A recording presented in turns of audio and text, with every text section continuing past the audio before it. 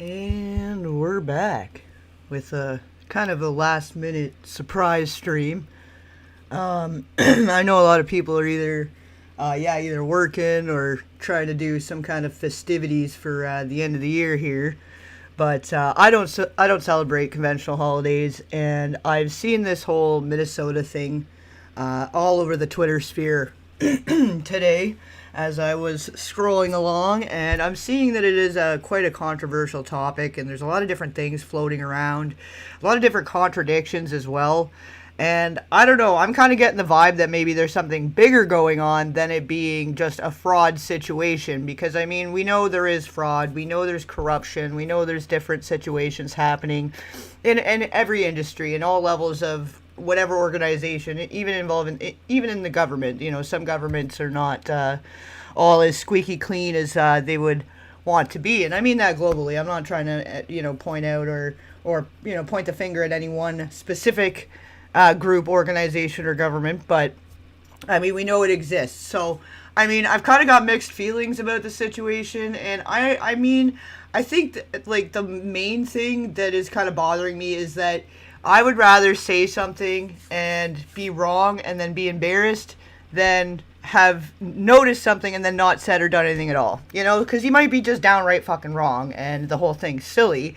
But anything involving the investigation, like especially any facilities involving children, whether it's discrepancies in the funding, their lunch programs, the safety of the play equipment, the gym equipment, whatever people somebody is trying to investigate, something to do with the safety or best interest of the kids, I think to attack that person outright, whether they're right or wrong, is wrong. I think that either way, they're going in with a good intention. Either way, it's, I think, yeah, he's going the fraud route, but based on some of the reactions of some of these people, I don't know, there's something weird. Like, there's a few things I noticed that for my own personal, based on my own personal studies and, one sec, investigation, can we spell? I just noticed the title's messed up here, so let me fix that. But anyway, so I did notice some discrepancies that it just didn't seem to line up. It seemed contradictory, and based on my own research and stuff we've looked into before, it's kind of similar to the Eyes on LA thing when we looked into that, for you guys that remember that, which even that didn't really end up having too much of any conclusion. It ended up just being like kind of just dropped off. Like that guy that was taking the tapes to get them fixed to see what was on those VHS tapes, and people like trying to follow up, like that got buried pretty quick. So I mean, I think that alone is saying something, and this kind of is feeling similar to that situation because this guy had gone into it with a state official. He had had the go ahead to do the investigation. He, by all intents and purposes, he was going about it the right way. But once he was kind of in the heat of the moment, I think maybe he was going the wrong way about it. But we're going to talk about it. I think it's sort of the kind of thing that it's a learning opportunity. So yeah, like happy end of the year if you guys are celebrating that. Like I said, I don't really do the conventional holidays per se, but I do understand that most people I think are just ready to be done with 2025 and are hoping that 2026 brings new, better things. I think that's where we're all at with this. But yeah, you guys get it. I think you're all, yeah. I'm just catching up with the chat here now as I was trying to get everything going. I kind of was just jumping on without too much prep here, so I was trying to make sure I had everything set up and ready. But anyway, so I found the full original investigation that he posted, that I guess that's kind of what's kicked off the whole thing here, and got people all riled up, where, there was a bunch of different facilities he was investigating, and maybe he's right, maybe he's wrong, maybe he's sort of in between on some of it, because exactly like DJ Narcan, great name, by the way, that's kind of funny, it's good, it's life-saving, you're a lifesaver. Yeah, like anything to do with a daycare scandal and with just the reactions of some of the people. And like I don't know if you guys have seen it, but there was like supposedly a break-in to one of them, and the person had stolen important daycare documents or whatever. So I'm thinking like, okay, well, first off, who even breaks into a fucking daycare? Like, what's there to steal there? Maybe they have some computers or something. But then like, to go in and steal documents specifically. Like, that smells to me like you're trying to hide something before any investigation has a chance to take place. Like, whatever it may be, whatever they're trying to hide. Because apparently some of these documents and some of the stuff to do with the daycare, I guess, was, like, in a wall beside a water heater. And, like, I don't know, the whole fucking thing is just weird. It's just weird. There's a lot of weird things, and it's kind of confusing, I think, because there was so many different facilities involved, and there's different reactions coming out of different places. The one place, literally on their side, is, like, misprinted, and it was, like, Children Leering Center. Like, learning, but leering. And then I'm thinking, like, what an interesting double entendre there. A Children Leering Center. Like, gross. The whole thing is gross to me. But yeah, welcome everybody. Welcome the fourth DJ Narcan, Righteous Root Rain, welcome back. Crow Oath, welcome back. Scorpio Baby, Carol Heller, go play outside. Yeah, lots and lots of our regulars. One Love's here, right on. Except late for supper, but never late for a stream. Right on, buddy guy. But anyway, yeah, so I don't know, I'm gonna kind of be halfway winging it, but like I said, I did find, like, the original, investigation, so I figured we could check it out together and just discuss as we go, because like I said, there were, like, so many different weird things. Like, the one place was trying to say, oh, the day that he showed up, like, the kids had already been dropped off before he got there, and then, yeah, they take him inside to be safe, and, like, oh, there's the window blocking because for the safety of the kids or whatever. But he had showed up at noon, and then they were trying to say the place doesn't open until 2 p.m. It's a 2 p.m. till 10 p.m. Like, it's after hours for people that work the mid to evening shift or whatever. So just right there is like, okay, now you're trying to prove that you're a facility, so you showed footage from before when the guy showed up showing some kids getting dropped off, but then you know what I mean? So there's some weird shit. There is some weird shit kind of coming out of it. And, like, the fact that some of these facilities, it's like, it seemed like it was foreign to them for a person to be coming to ask to enroll their kid. And then, like, some people were like, oh, well, there was a bunch of weird guys and, like, with cameras and masks and approaching the daycare, so they were spooked or whatever. And it's like, okay, well, if there were actually kids in there at that moment and you were freaked out, why'd you even open the door? Why would you even engage? Why did you even, like, why would you just call the authorities right away and fucking same thing? Like, maybe you're wrong and they are just parents that happen to be influencers, like, that want to record the day of looking for and finding the right daycare. Because people that are influencers and record their whole life, they have kids too. So, like, this isn't that fucking foreign, right? But anyway, so if you're that freaked out by the people and there are kids inside and you're trying to take precautionary,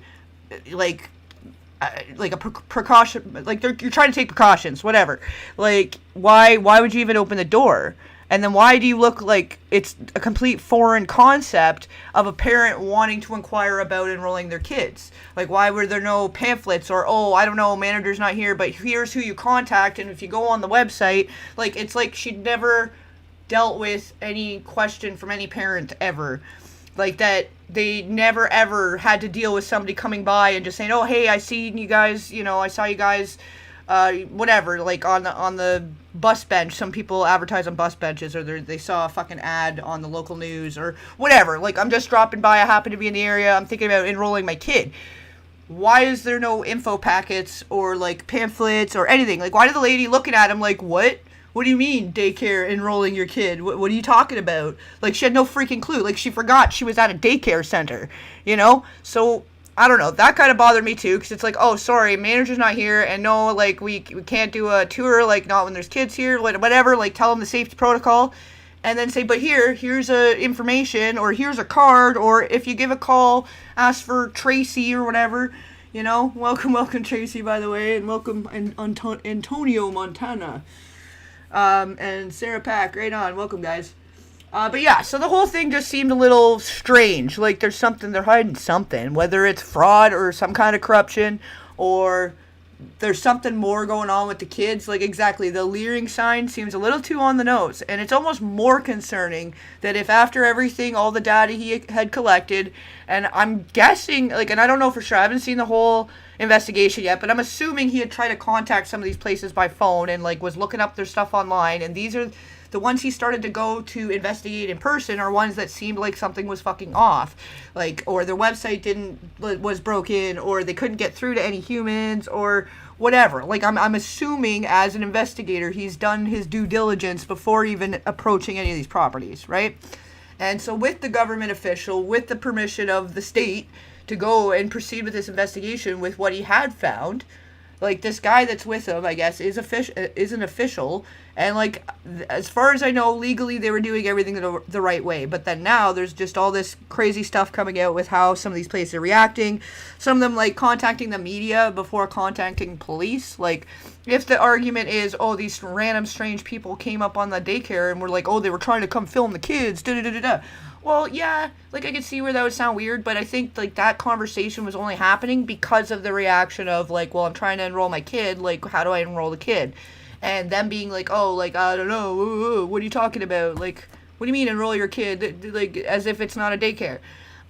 So then the conversation progresses to, like, well, is there even kids here? Like, is this even a daycare, or did I miss something? Is it closed?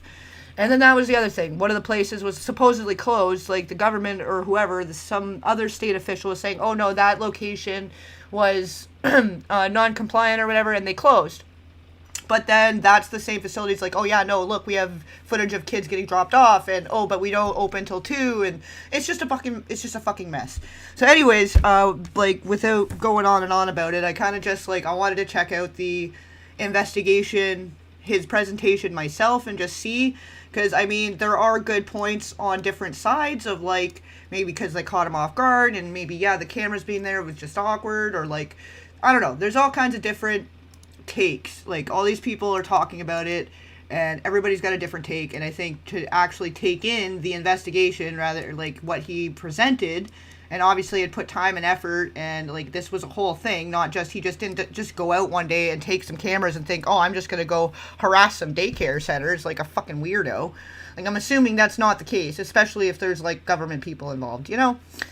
So anyways, yeah, like, happy day, you know, but another day is another day in this, sick, sad, dark land of Oz we live in. Or whatever you want to call it now. Like, I don't know, we're kind of just always down the rabbit hole here in some sense. But, I mean, somebody's got to do it. And I think at the end of the day, independent journalism is important. And again, like, if you see something, say something. And if you're wrong, so be it. But I'd rather be wrong and embarrassed than to have thought and saw something, noticed something, and then did nothing, said nothing. Like, fucking, this is how all these things keep happening under our noses. We know that the trade industry, the child trade industry, is $100 billion some odd dollars a year, growing all the time, exploding all the time. It's online, it's in your neighborhood, it's at daycare centers, it's at Boy Scouts, it's at the fucking school, it's at the whatever, you know, like, you gotta watch out everywhere. They're everywhere. It's everywhere. It's happening in plain sight under our noses. And if it's not in places like this, and we don't start poking around at places like this, like, where is it? Why don't we just start looking? What's stopping people from wanting to investigate in their own local area of something that's a little off with the centers? And where, yes, it seems like to start off it's to do with fraud. He's worried about misappropriation of funds being sent to these centers that might not actually be operating as a daycare. This is how it started.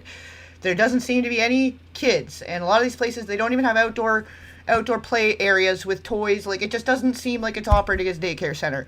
And then some people were arguing, oh, well, it's in the city and it's for the safety of the kids or whatever. But, like, a lot of cities, they have it, but they just have, like, fenced-in areas with, like, a higher fenced safety. Sometimes they've got the barbed wire shit at the top, like, but you still need to have an outdoor area, or I guess you don't need to, you don't have to, but a lot of them they still have it, and they have, like, more signage, and it's more obviously like a daycare center. And, like, how does a daycare center operate for fucking that long? Like, how long has this place been in business, and you're telling me no parent anytime dropping off or picking up their kid didn't notice that the fucking sign said Leering Center and not Learning Center?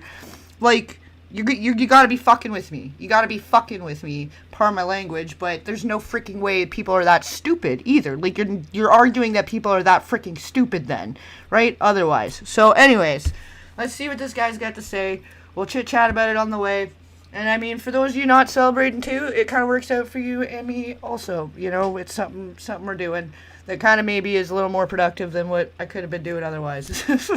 I was gonna maybe just take it easy, but yeah, I didn't have too many plans otherwise of just chilling. So at least this is kind of I don't know. It's something that we can learn from it, I think, either way, because there is different layers to it, and it does involve the safety of children, and then how people are reacting.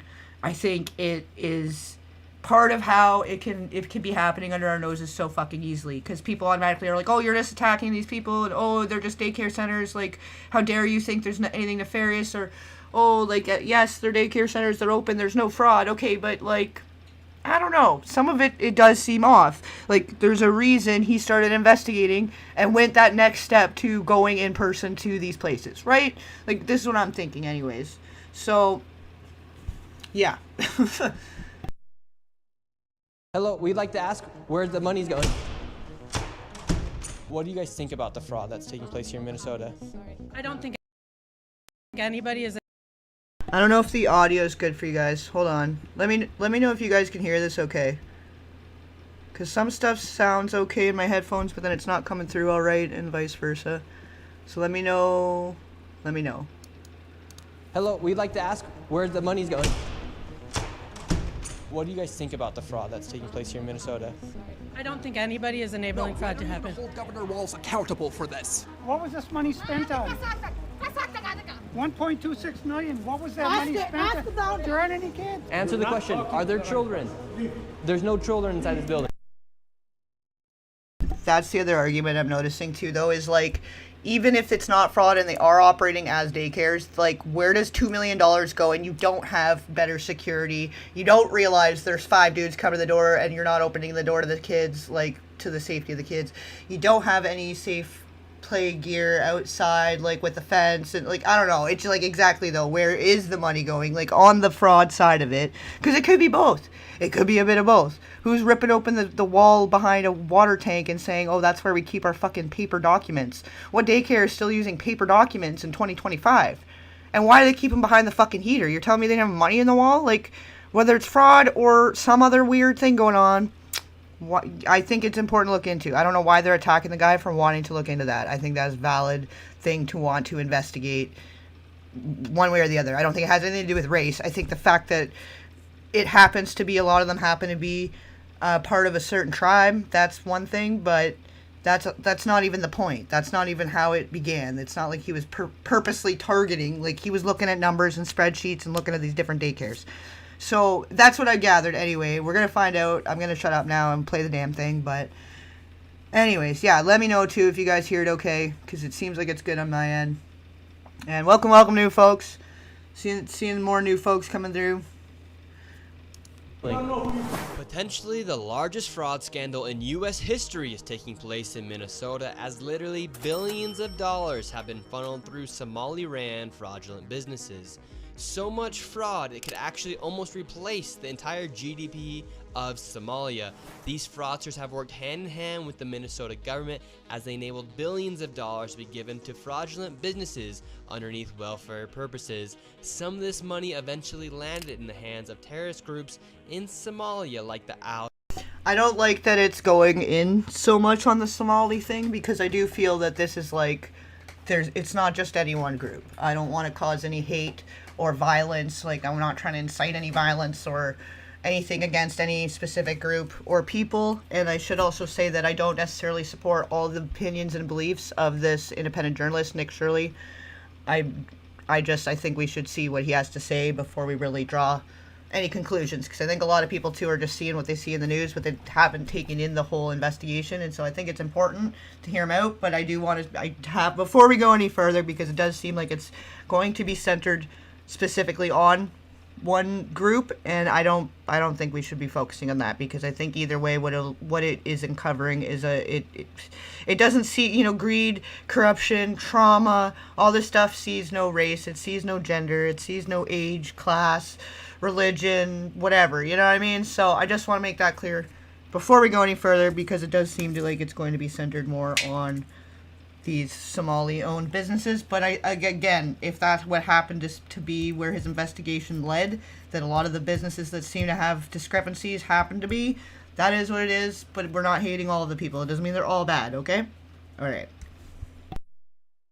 Al-Shabaab, and others enrich themselves all at the US taxpayers' expense. And in this video, we will break down all of the fraud from start to finish, from going to the fraudulent businesses and confronting the people who are making millions of dollars from the government. And we will also be confronting the incompetent government leaders who let this fraud happen. And to make this happen, I met up with a man who's been doing his own investigation for years now, as he has seen the fraud firsthand. His name is David. Let's get into this and be prepared to be shocked. How deep is this fraud here inside of Minnesota? It is far worse than anybody can imagine. You heard it's 7 to 10 billion and maybe more, and now the numbers have been revised and put out there publicly that they think it's more like 8 billion.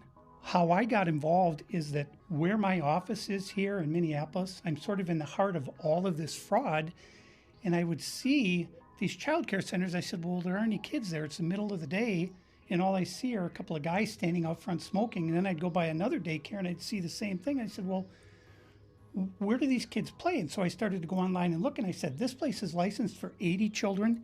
They had 0 children. Every time I went by there, they never had a single child there. Then I started to see all these transportation companies going around, and it was always a Somali driver. And I said, well, that's great. They're out there transportation contributing, but they never had a passenger, never, ever once. And I said, well, what is all this transportation? What are they doing?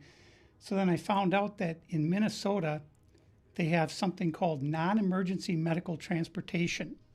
So this is going to the dentist's office, therapy, whatever it might be. And I said, well, how many of these companies are there? And the research came back that there are 1,020 of them, and more than 800 of them are Somali-owned. Nobody from the state of Minnesota ever cross-checks to see if any rides were ever actually provided. All they did was write the check. I mean, fair enough, and perhaps that is the concentrated issue specifically in Minnesota, but I think over the last however many years, 2-3 years, with, you know, after the world got turned upside down, there was a lot of weird stuff happening with immigration, and I know that there are some people that are taking advantage of the system and the loopholes and taking advantage of benefits that could otherwise be going to citizens that were born in that country. And I know that's something that's happening, and I think it's just a lack of oversight and everything kind of going up in the air, and places, you know, some places were staying open, some were having their people work from home, but there was like the transitional phase of that, and I think some stuff gets lost in translation along the way. And people, scammers from any cultures, scammers from anywhere else that are just trying to get out from wherever they are to the Western world, which, you know, it's sold to them like this is the land of the free and the brave and the hopeful and the blah, blah, blah, blah, blah, all these wonderful things. And so a lot of them spend their whole life trying to figure out how to get over there, and some of them are willing to do crimes to do it and willing to take advantage of the system over here to try to get their family over too. That's just a reality that exists. You know, we can't really judge what kind of horrors they're trying to escape and why they're so willing to do it from certain places. I don't know. I'm not a fucking economist, expert, globalist, anything. I don't know. I just know sometimes that depending what they're escaping, the risk of doing some crime to get over to somewhere safer, you know, the lines kind of blur there sometimes. So I don't want to have a specific opinion one way or the other on that. I can't judge any and all situations just the same as we can't with this, right? But it applies across the board, and it is with any of these programs, if there's too much of a lack of oversight, certain people are going to take advantage of that, whether they're from somewhere else or even from here. There's people that take advantage of, like, people in North America, whether you're Canada, US, whatever, even like South America. I don't know what their social programs are like, but people from these places also abuse their own social programs, and it's due to a lack of oversight. So, I mean, if nothing else, if it brings more attention and they're going to have to monitor and report and be checking on some of these places more often, whether it's because they're more worried about the money than they are about the kids or vice versa, who fucking cares? I think places that involve children, people profiting from children, like, already that's the front end business. I think they all need to be checked out more and monitored more closely anyway, whether they're receiving funding or not. I think probably this just maybe means there will be a little more oversight. So right here we have all this paperwork. And how are you getting all this information about the fraud? A lot of it is through my own research, And then I have some contacts at the Capitol going back many, many years. And so the data that I'm getting is 100% accurate, coming directly from research done by people at the state Capitol.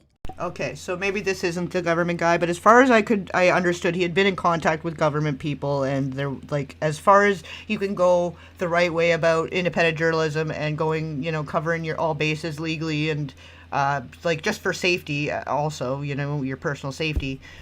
Sounds like he went the right way about it. Maybe that's not the guy. My bad. I was just gathering stuff, as like I said, through Twitter and through reading some articles and watching a few things. So we're finding out just as much. You guys know almost just as much as I do. I could be wrong about a few of the details, so this is why we're going to go through this. All this paperwork right here, what are we looking at? The areas of fraud that I have numbers for are mostly related to childcare.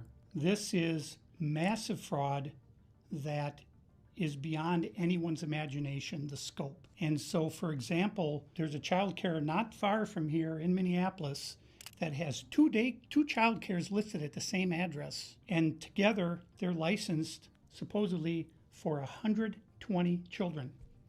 I have never seen a single child there ever, and I've been by that place at least 100 times. These Somalians, these groups are setting up these daycares, these childcare centers, getting money from the government, but there's no kids. No kids. Never had any of them. They're all fraught with violations, and even though they have these violations, they're still in operation and they're still getting money. And it's millions of dollars for every one of them every year. And who's getting the money? And where are they getting the money from?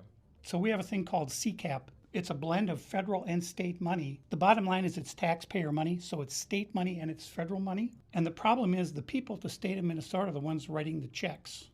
This is kind of the maddening thing is you have daycare, so you have adult daycare, and then you have child care, and then you have health care. And a lot of these same names keep coming up on all of these different types of businesses. And then, of course, we have the transportation, and a lot of those same names appear, a lot of the same addresses. There's one building. Okay, so again, though, all right, yes, also the fraud just from collecting on these different fucking services, yes. But I think also that would be pretty convenient if you were trying to do human trade and trafficking, whether it was adults or children, to be able to be, hiding covertly as a disabled what's the right word, a challenged, physically challenged, I don't know what the fucking right word is anymore. You got to be politically correct nowadays, but the physically challenged, one of the buses that comes to pick people up with their wheelchairs, and people coming to transport elderly people to their appointments, all these little people, these little workers that are so least expecting. I don't know. It seems like there's opportunity there if you were doing something shady, whether it's just the fraud part or more, to have all these companies working in unison makes sense. And then so it doesn't make sense even for the fraud part, because why would you have such a paper trail if it was all fraud? There might not be any fraud at all, but it does seem interesting that all of these kids, all of these companies involving vulnerable people and children that are also under the guise of social programs or health programs, and with so much lack of oversight, all link back to some of the same people at the top. That kind of shows that there's more of a network than maybe it seems like even on the front end for fraud, because almost that makes it too easy to track it as fraud, and the government would probably be a little more onto it. So maybe it's not so much, I don't know, it just seems fishy. The whole thing is sounding even more fishy, in support of the possibly human trade and traffic side of it versus it just being fraud. That has 14 Somali healthcare companies at the same address. There's another building in St. Paul that has 22 Somali healthcare businesses at the same address. And the government knows about this. The government knows, they're writing the checks. Yeah, the Democrats over there writing the checks. What has happened is that the Somali community is a very closed community. They will not speak to anyone outside the community and talk about what's going on within the community. They vote as a block. And so when you're a politician, you're saying, look, I've got 100,000 people in Minnesota that if I do something for the community, they're going to vote for me. And that's what it's all about, is getting the votes. And then the people here in Minnesota, you hear this term, Minnesota nice. I'm so sick of that term. The people here are so afraid of being called a racist or an Islamophobe, and they're afraid of their own shadow. I mean, fair enough. But I think that, there's good and bad to, like, some of these more tribal cultures that, yeah, like, having the community, looking out for one another, making sure everybody's taken care of and safe and fed and all these things, I think is a good trait to have in any culture, because I think some cultures lack in that regard. But I think there are certain advantages when it comes to people that speak different languages and coming into a country where there might be loopholes, and there may be people working together in more ways and that have a connection with somebody on the government side somewhere. You got a lot of just average people doing these data entry and filling this stuff out. Like, it's not like it's an actual government person, official, that's sitting there doing the PC, like, sitting on their computer doing all these checks and stuff. Like, they have little, like, other people that are hired to do this stuff.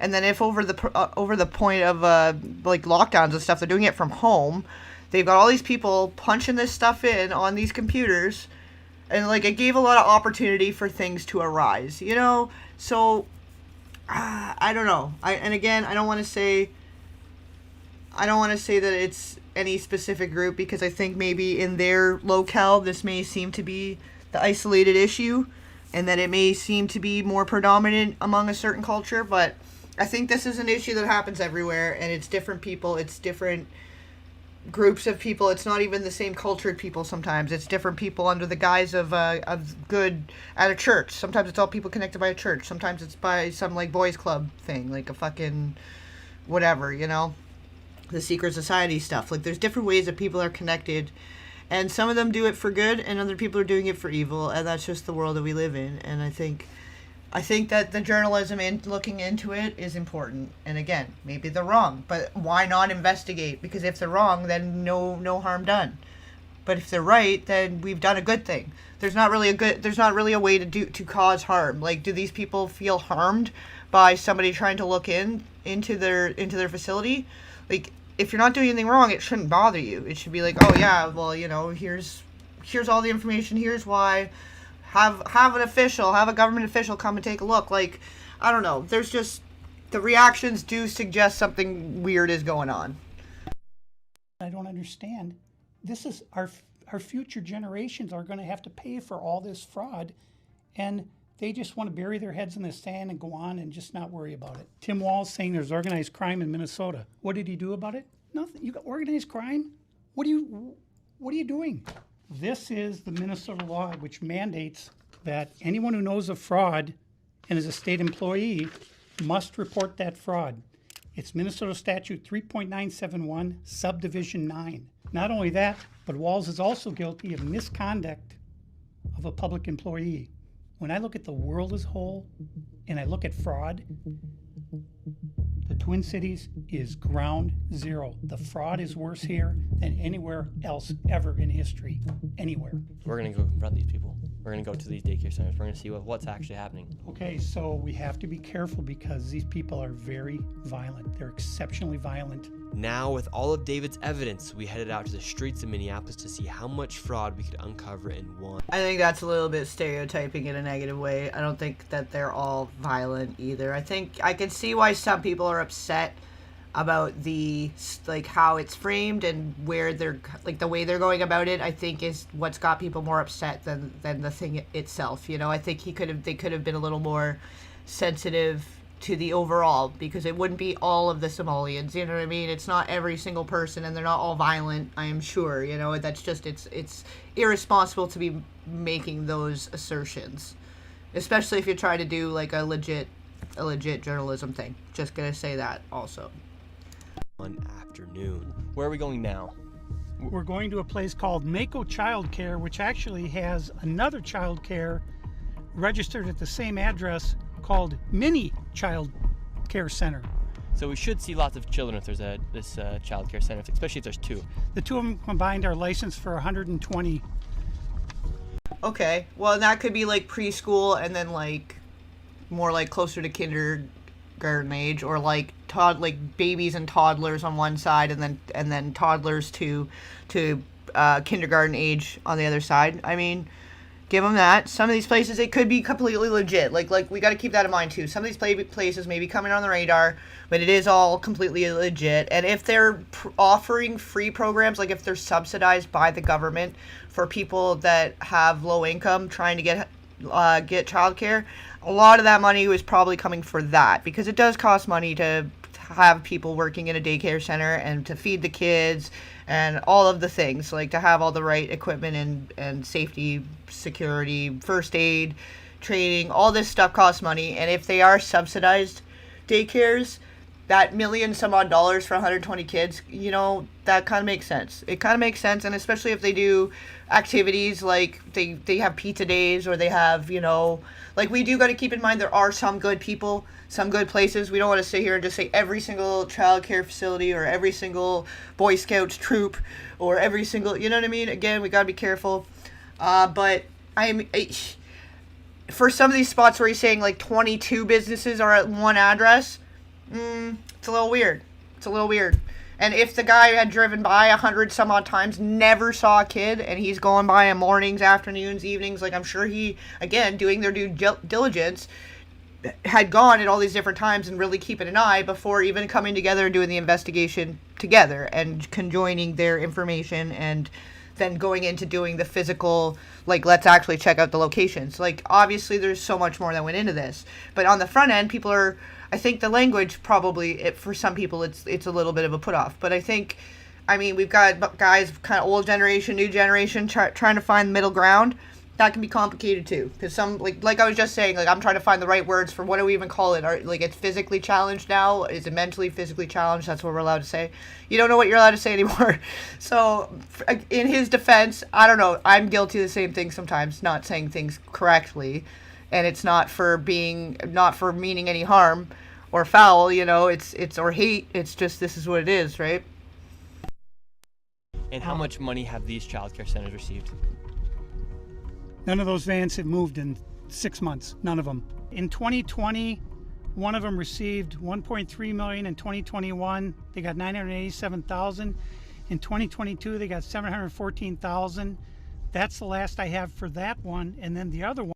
I mean, it is gradually going down based on lockdowns, though, where more people were just working from home and didn't need daycare. So there's that. But yeah, like, and I know in Canada, like, they had some student programs that were getting taken advantage of, and they've had to turn some stuff around and change some stuff around and close some loopholes. That if there's a loophole there, people are going to take advantage of it. That's just what it is, and it's not any one specific group. Once again, because we don't have Somalians coming over here. We have different people from different places, and we used to be like pretty equally balanced, multicultural. But I mean, things are getting a little weird in some places, and only because the culture is so different. Like, you can't butcher a chicken in your front yard from alive to not alive. you can't do the full thing right out in your front yard, stuff like that. Just simple stuff like that. Not that it's a hatred or that we have a problem with your culture per se, or that there's anything wrong with what like where you come from. That's normal. But in where we live, you can't, or even in your tub, you probably just, like, none of it's sanitary, probably should not do that. I don't know. Like, things like that, it's just what it is. But again, I think there's good and bad in every culture. Like, there's good people, there's criminals that come from all walks of life. And again, it doesn't see race or gender or culture or language. Like, there's bad in all over, right? So I just don't want it to end up getting too pigeonholed, or whatever the word is. I don't want to be too, because it seems like that's the direction it's going, but I want us to keep in mind and keep an open mind that it kind of applies across the board. It's not just, like, this is just one locale and what they've noticed in their one little region, One point $604 million in fiscal year 2025. Fiscal year 2024, they got about 800,000, and in fiscal year 2023, they got $904,059. This place right here. Yes. We're outside of it. Well, this is actually 2 daycares are registered here. One of them is Mako, which you see on this sign. The other one is Mini Child Care Center. And between the two of these child care centers, they're pulling in about $3 million a year. And there are no children. Every facility as you go to, the windows will be blocked out so you can't see. And well, and it looks like an industrial area. It looks like one of those places that this is where the offices are for like the industrial zone, like factories and automotive places. Like, and what is that, like a Home Depot down the road there? Like, it kind of already, the area seems weird to have a daycare, if we're being honest. CN, there's nobody here. You won't see a single child at any of these facilities. There are indeed no windows. All the windows are blacked out right here. All right, let's go in. And the child care center is locked. Should we ring the doorbell? Yeah. Try to get in, ring the doorbell. Nobody showed up. They're open 7 days a week, 7 a.m. to 10 p.m. it says here on their sign, yet there's absolutely nobody here. And this building here, right here, has generated millions of dollars, and it seems like business isn't even open right now, and it's a weekday. And if this was a daycare center, it wouldn't just be in some industrialized building. There would be maybe like a playground or something outside, or... There's no play area for the kids. So where are the kids? Where's anybody? How can there be nobody here? And it's like this every single day. I've never seen a single child here. In 9 years, I've never seen a single child at this building. Right there. Oh, then now it looks like we already got the Somalis coming through. Yeah, they're coming. The word's out. Hello, is this your daycare? No. Can you tell us why there are no children? Have you ever seen children at this child care center? Doesn't know if she's ever seen a child here. All right, let's go to the next location. Now we're going to the next daycare center. How much money has this one generated? This one, in fiscal year 2025, $1,042,059. In fiscal year 2024, $1,059,078. And in fiscal year 2023, $727,336. This next one is literally 1 block away, and this one's also generated nearly $3 million in the past 3 years. Let's see if there's any children. Let's see if any of the buildings are... Well, and it is, like, in the past few years, right? So from the time when the lockdowns and stuff were happening, and, like, there were loopholes, and it probably is happening in a ton of friggin' places. Like, so, like, this goes across the board. This goes across the board. I'm sure, like, I just saw, too, like, with Canada, they'd given out all these, like, support payments or whatever for people through COVID, and a lot of them were not eligible, but they just kept cutting checks just to, like, keep people happy and keep them locked in or whatever the hell they were trying to do. And it was like, yeah, billions of dollars just out the door that to people that didn't need the aid whatsoever, and whatever they did with it, who knows, right? So, and that's just like everybody. That's just everybody. That was even before there had been more of an influx of entries into the country, right? So, what are you gonna do? What are you gonna do? Again, it's not any one people, but certain places it may seem like a concentration of one of the other people, but like there's good and evil. It's a human race. It's the human race. It is flawed. There are flaws in the human race. There are some good people, there are some bad people, you know, there's some people that are doing bad under the guise of good, and vice versa too. So we got to be aware of that, where, yeah, the least expecting would be a child care center, or the Boy Scouts troop, or the summer camp for kids. Like, oh yeah, it's all made, like, it's a whole business built around child safety and development and da-da-da-da-da, right? So why would it ever be a bad thing? Well, like, that would be the most opportune thing to hide out as, if you were going to do harm to children, or you were trying to take advantage of certain loopholes for social programs, or so on and so forth, right? No white vans. Yeah, exactly. Yeah. You guys already noticed, and I was going to say, too, like, that one place, I was going to say it, but I was like, I don't want to be too, like, cynical. Like, I have to hold back sometimes, because I do live in rabbit holes, that sometimes I am a little overly cynical. I'm a little jaded, and maybe sometimes my observations are a little out there, but I literally was thinking that, and you guys are saying it, so yeah, okay, yeah. Like, you notice the white vans, like, there's vans here, there's, you know, transportation vehicles. They also happen to be working with these healthcare transportation and social program transportation companies. Like, it's all together, and if it's the same thing, a pattern that they don't see the kids ever, he's been looking, and then where do the kids come from? If there wasn't kids there ever, then suddenly all these daycare facilities are like procuring children. I don't know, man. It's weird. It's just freaking weird. Open. Here we go.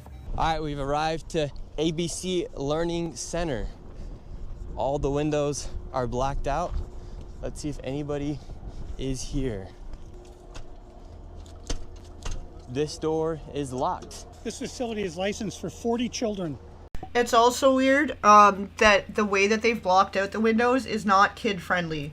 And maybe it's different in the US and Canada, but where I come from, like, they would cover the windows because, yeah, you're going to protect the kids from weirdos that are going to come try to peek on the friggin' kids, or might be trying to case the joint, that are into the kids, and that's fucking weird, and you want to protect them.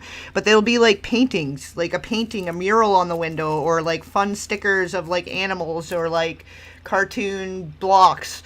Like, they cover it, but it's all kid-friendly. So, like, the fact that it's, like, they have aluminum foil and, like, window tint on the windows, and then people are leaving their kids there, like, even if it is a legit business, and they are an operating daycare, and there are kids being dropped off there and picked up from there, that still doesn't mean that there's not something weird going on, right? Like, I think, and then being in more of these industrial zones, like, and maybe it's because there are a lot of overnight workers or mid-shift workers, and being able to drop their kids on the way to the factory where they work like an 11 a.m. to a 7 p.m. and they're open, you know what I mean? Like, they're open at different times, but it just, I don't know. Like, because I'm going to try to look at it both sides. I'm not going to just go all in on this being like, oh yeah, this is horrible, they're horrible, something's horrible is happening. Like, I do want to consider all sides here. 0 children. I've come by this place 100 times. I've never seen a child here, ever.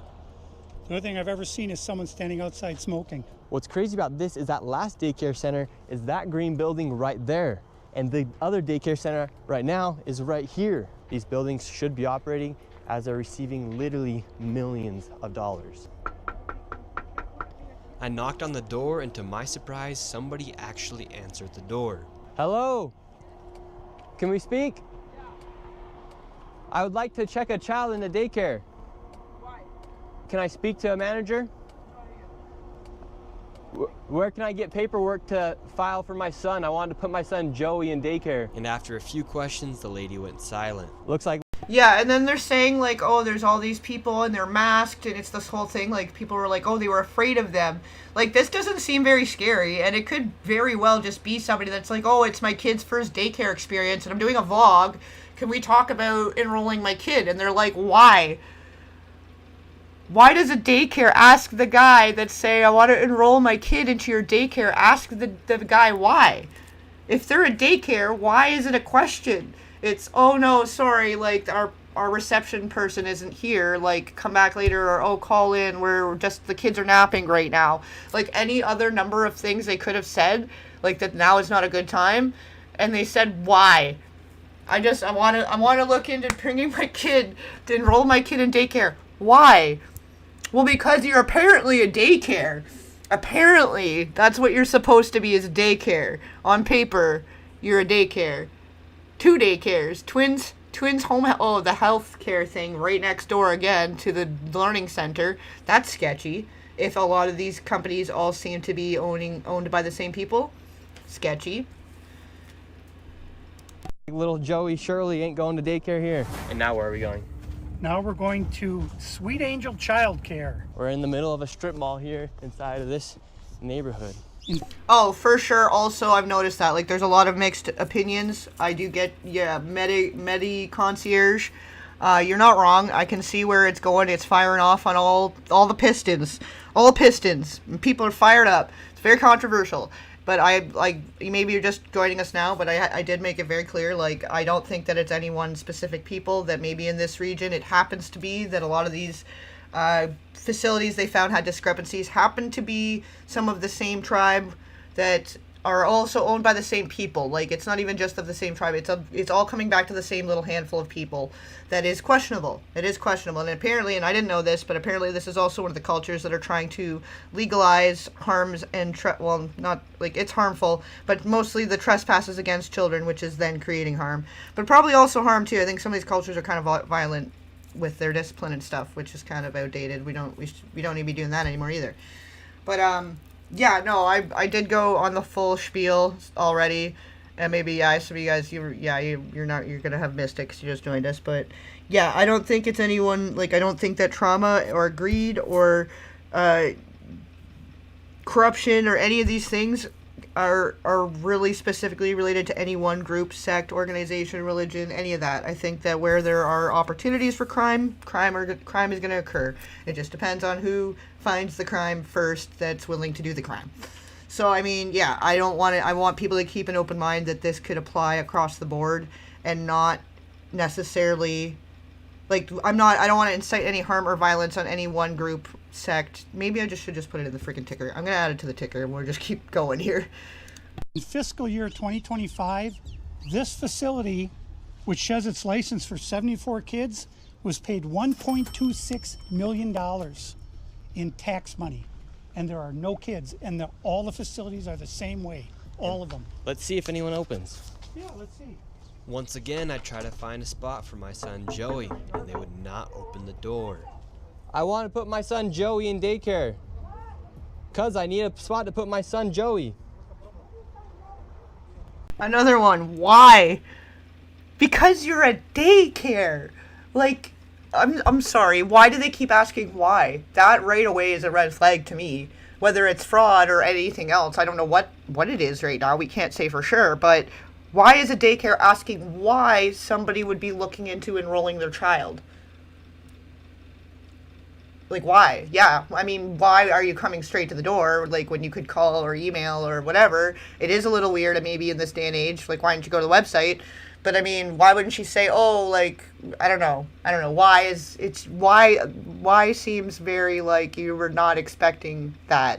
Like, you're supposed to just be a front and you're not actually going to interact with any parents. I don't know. That just, both of those ones said why. Is this your daycare?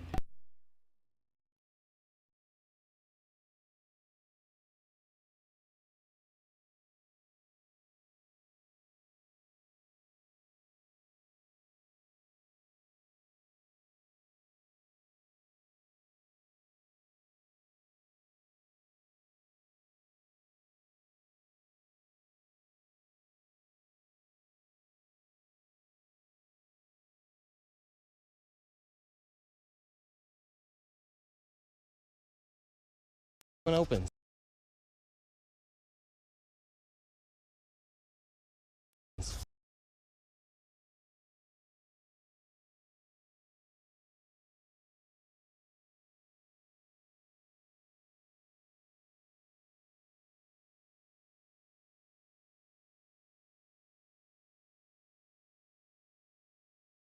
Oh, shit. Of course we're not.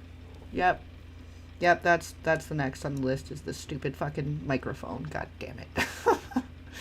Sorry, guys. But yeah, no, so these facilities, though, like, they keep asking why, and you guys are saying that because he's not one of them or whatever, but it's not like he would know that they are a specific group of people. Yeah, sorry, guys. It's getting worse. The button's getting worse. I keep putting it off, but this is for the new year. That's gonna be my New Year gift to me, is a freaking new microphone, because it's different too. When I'm not muting and unmuting it when I'm recording or whatever I'm doing, right? Like, it's not as needed. But when I'm going to play the video, I'll put it on mute just to make sure there's no background noise, right? But the mute button is kind of messy, and I don't really think about it or notice it while I'm just doing videos. But now that I'm doing the live streams again a lot, it's obviously an issue. So I do apologize, guys, and thank you for letting me know. Fuck's sakes. Anyways, but it's not like their signage is foreign. It's not like there's any reason that, like, it is weird because who shows up to a place physically now. Like, why wouldn't they just look it up online, or why wouldn't they call or email or whatever? Like, I could see maybe where that's a little weird. Like, it's less frequent for somebody to just stop by to look into a place. But why are you asking why? Like, hi, I'm trying to enroll my kid. And it just looks like a dude and his dad. Like, it looks like a grandpa, proud grandpa, and a new father that's looking into facilities for the first child. Like, you know, they're going to really look into it and map out the places and go in person to feel them out. Seems pretty normal. It's not a bunch of dudes in masks like some of these news places are freaking saying, because, like, that's weird. And I guess they have the one camera guy. But, I mean, if they're new parents and they're excited and they're, like, a vlogger, that's fucking normal, right? And he wouldn't know that they're a foreign place, because all of these places have normal signage, like it's a ABC Learning Center or da-da-da-da-da, right? Yeah. Yeah, so, like, why are they asking why? If when he's coming to just ask simple questions, and how would they know that, like, there's all these other people out there? Because a lot of the time they're standing to the side and just to film the reaction, and he's just checking it out, like, hey, yeah, I'm trying to just enroll my kid, like, can I find out more information? And they're like, why? Why? Well, because you're supposed to be a daycare. Because you're a daycare. It says you're a daycare. Isn't that what daycares are supposed to do? Or what are you actually doing in there? That's my next question, you know? Yeah, let's see. Once again, I try to find a spot for my son Joey, and they would not open the door. I want to put my son Joey in daycare. Cuz I need a spot to put my son Joey. Is this your daycare center? No, I work there. What's happened? I just want to put a child in daycare, but all the daycare centers seem to be closed. No one's opening the doors. You work here? I was, yeah. What's happened? Where are the kids? Yeah? It says it's licensed for 74 children. Right here, state of Minnesota. Where are the kids? They Huh? got paid $1.26 million in fiscal year 2025. It says they have a capacity for 74 children. When? No, when? Where are the kids? Right here. State of Minnesota.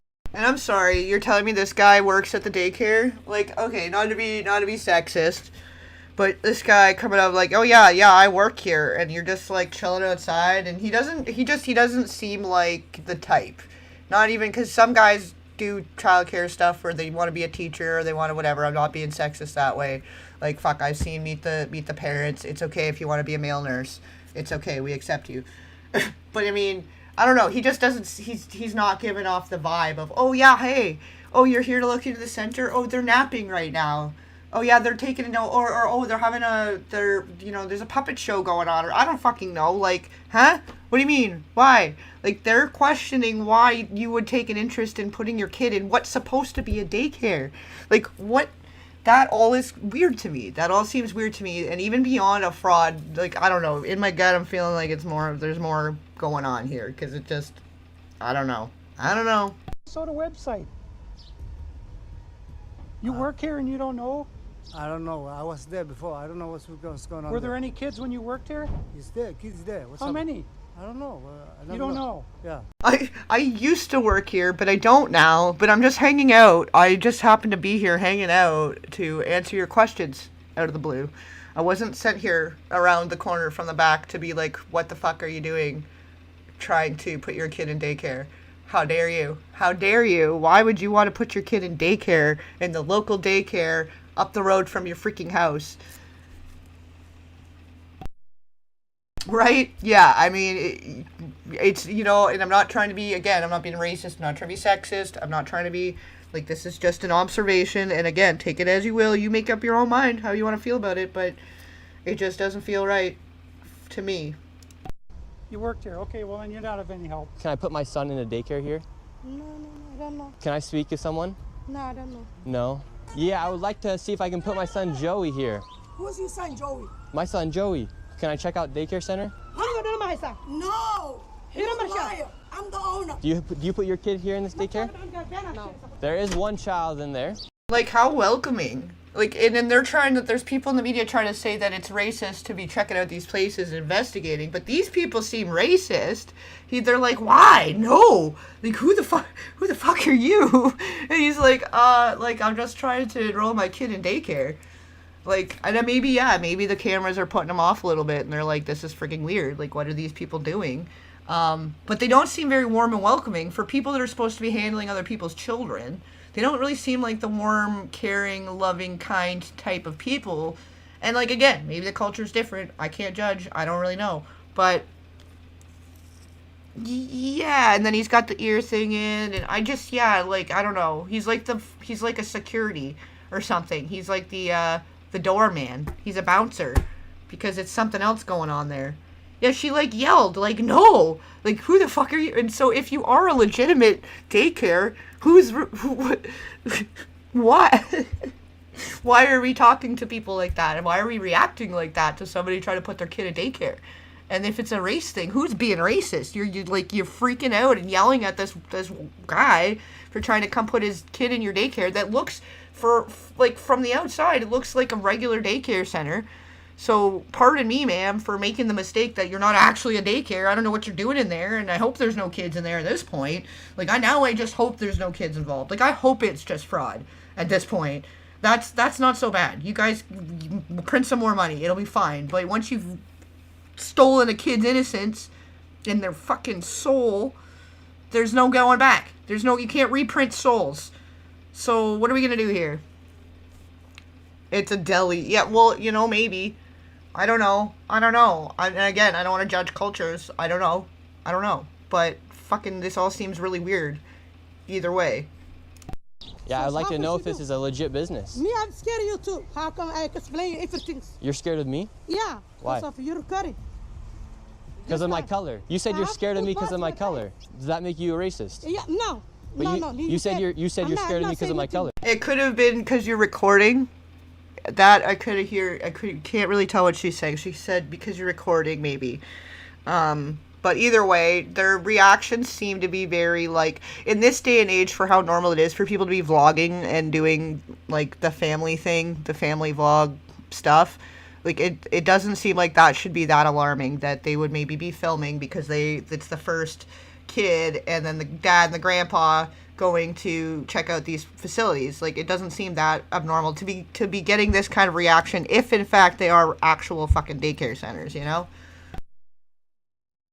I'm not saying you're racist. You said you're scared of me because of my color. That makes you a racist. So right now, they're all getting mad because he's showing the paperwork of this business being registered as a business. 74 children, no children. We saw one child when the lady opened up the door. So But now where they're did all this getting money mad. go? What was this money spent on? 1.26 million. What was that money spent on? There aren't any kids. Ask the under. And, like, why are they engaging in fighting? Who's watching the kids? If all of their employees are now yelling in the parking lot about paperwork, like, why would they even engage? If they ever actually have kids in there that they're supposed to be looking after, why would they just call the authorities? Like, hey, like, these people are harassing us. We're a business with children and we don't feel safe.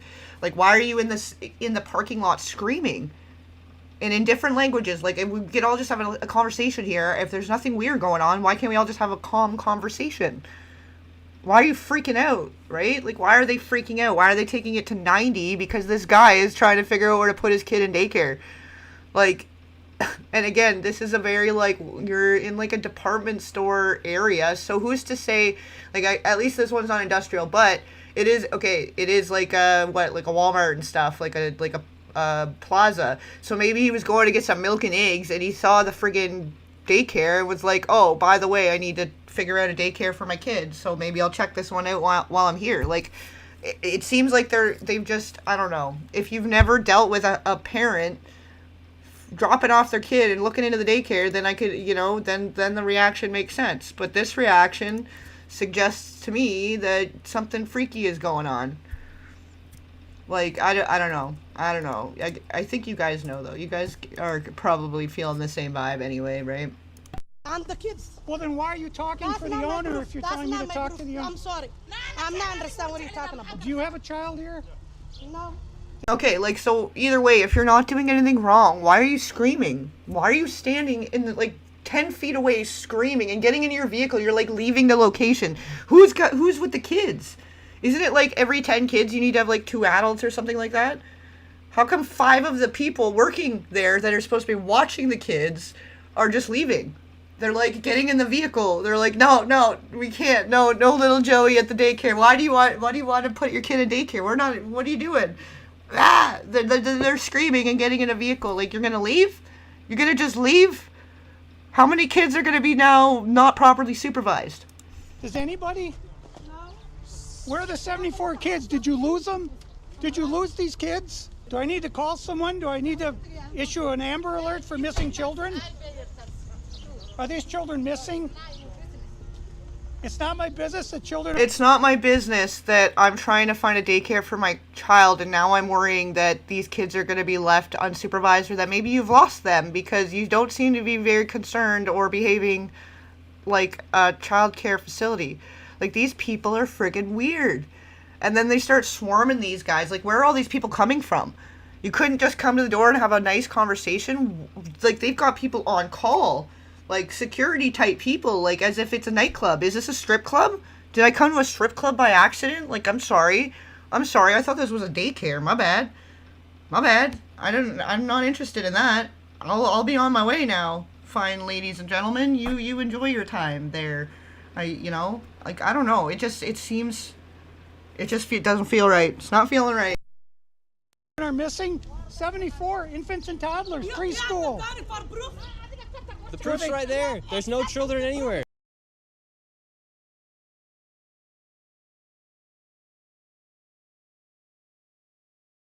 They're like...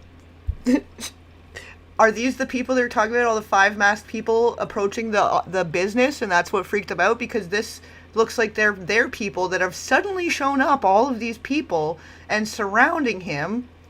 Like, he's in danger. I feel like he was in danger right here. And then why are the women screaming? Why is everyone screaming? If this is a normal daycare center, I'd be questioning all of these people's ability to have the children's best interest.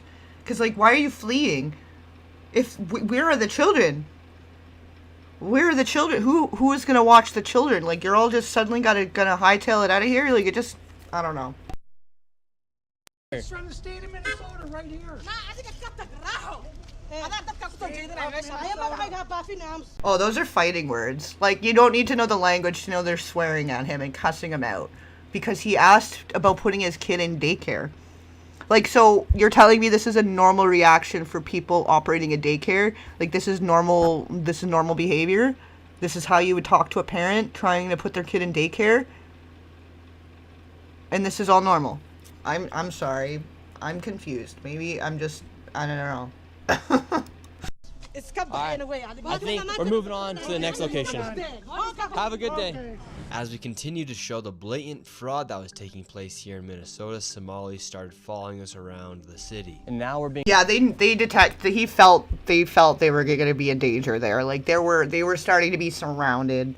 And the women and children, because I guess that one guy, he was more of a young guy.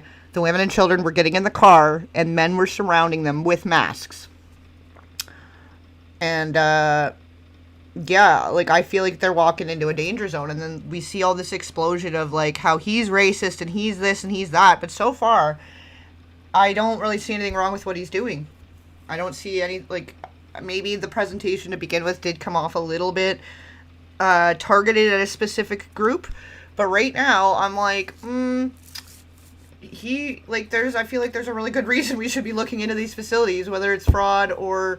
Like, maybe, I don't know. Who knows what they're feeding the kids? If there are kids, if there are kids there, I'm more concerned. I would really rather this be fraud, because at this point, if there are kids involved, it's more concerning to me. Being followed by the Somalis. This is another daycare center. Absolutely no signage, and there's no footprints in the snow of children playing outside. $5 million within the past 2 million in 2 years. 5.9 million they received in 2 years. That facility right there.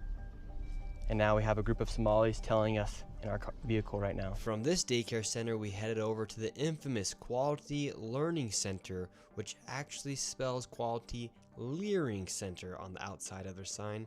That's how blatant this fraud is here at. This is the one that's going all over the media and saying, like, that they're defending themselves or whatever, and making it like everybody's racist and and how dare they make fun of their sign. But, like, okay, you're telling me people are dropping their kids off here every single day and picking them up all day, every day.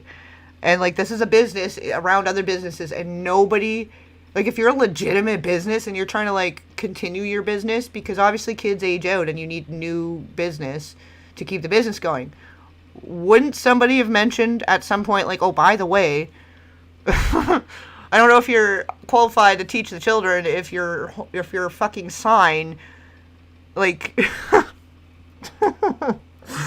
I don't know. I'm not from here. I don't know your culture. It seems too obvious. It seems way too obvious. And then the leering, it's like they did it on purpose. It's almost like it's on purpose. This daycare. Don't open up! So this is Quality Learning Center. I meant to say Quality Learning Center. Don't open up! They said they spelt learning wrong. Here. Don't open up! How do you have ice here, ma'am? I'm literally a YouTuber. Don't open up! Ma'am, what do you think about the fraud that's taking place here in Minnesota? Don't open up! We have ice! And what do you think about this place being licensed for 99 children Don't open up! and getting $4 million Don't over the open up! It's ice! $4 million in the last 2 years? Go away! What do you think about that? Are you in Go favor? away! Are you in favor of that? Go away! You know where You're the- not welcome here. Are you- Shame on you. Are you in favor of $1.9 Shame million on you. It's going ice. illegally? Don't open up. It almost seems like they got word of what was happening and they were ready for his arrival. You know? I don't know. It just seems a little iffy. And I mean, ice is a thing too right now, and some people are one side or the other side, and you know, maybe that's a whole other thing, but it seems, I don't know. She's making a whole deal, and definitely they're not ice. Like, I don't know what's giving her I don't know what's giving ice by these guys here. But, yeah, I don't know. It's still a little bit weird. Like, oh, we know they're coming. If you see these guys, go out there and make a scene about ice. Make it into a different social justice issue. Fraudulently to this business that has Quality Learning Center but can't even spell learning right on the door. Don't open up. Ma'am, we are not ICE. I don't care who you are. You don't belong here. I belong here just like you belong here. Don't open up. It's ice. You do realize that there's supposed to be 99 children in here at this building, but there's no one here. This is a child daycare center. Says 99 children. Paid $1.9 million this year in CCAP funding. Do you know where the children are? Were they kidnapped? They run away? Where are the children? There's more of those vans there, though, and they look about ready to go. Why do we keep seeing the same vans now? They're everywhere, and if they do have the connections with the healthcare transport, like these do look like some of those, like the handy transit vans, where they can get a wheelchair in there, and that's like the most inconspicuous.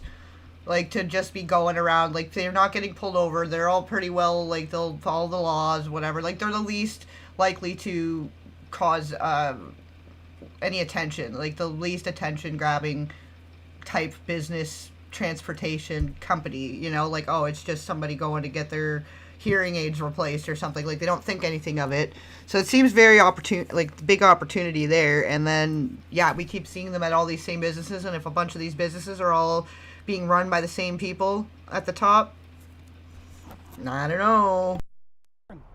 This is state of Minnesota. Right here.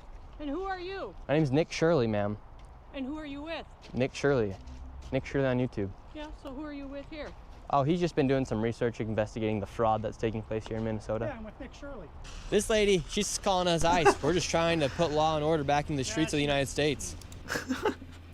I'm just with Nick Shirley. With YouTube. I'm choking on it. It's kind of funny, like, it's just so, like, it seems genuine.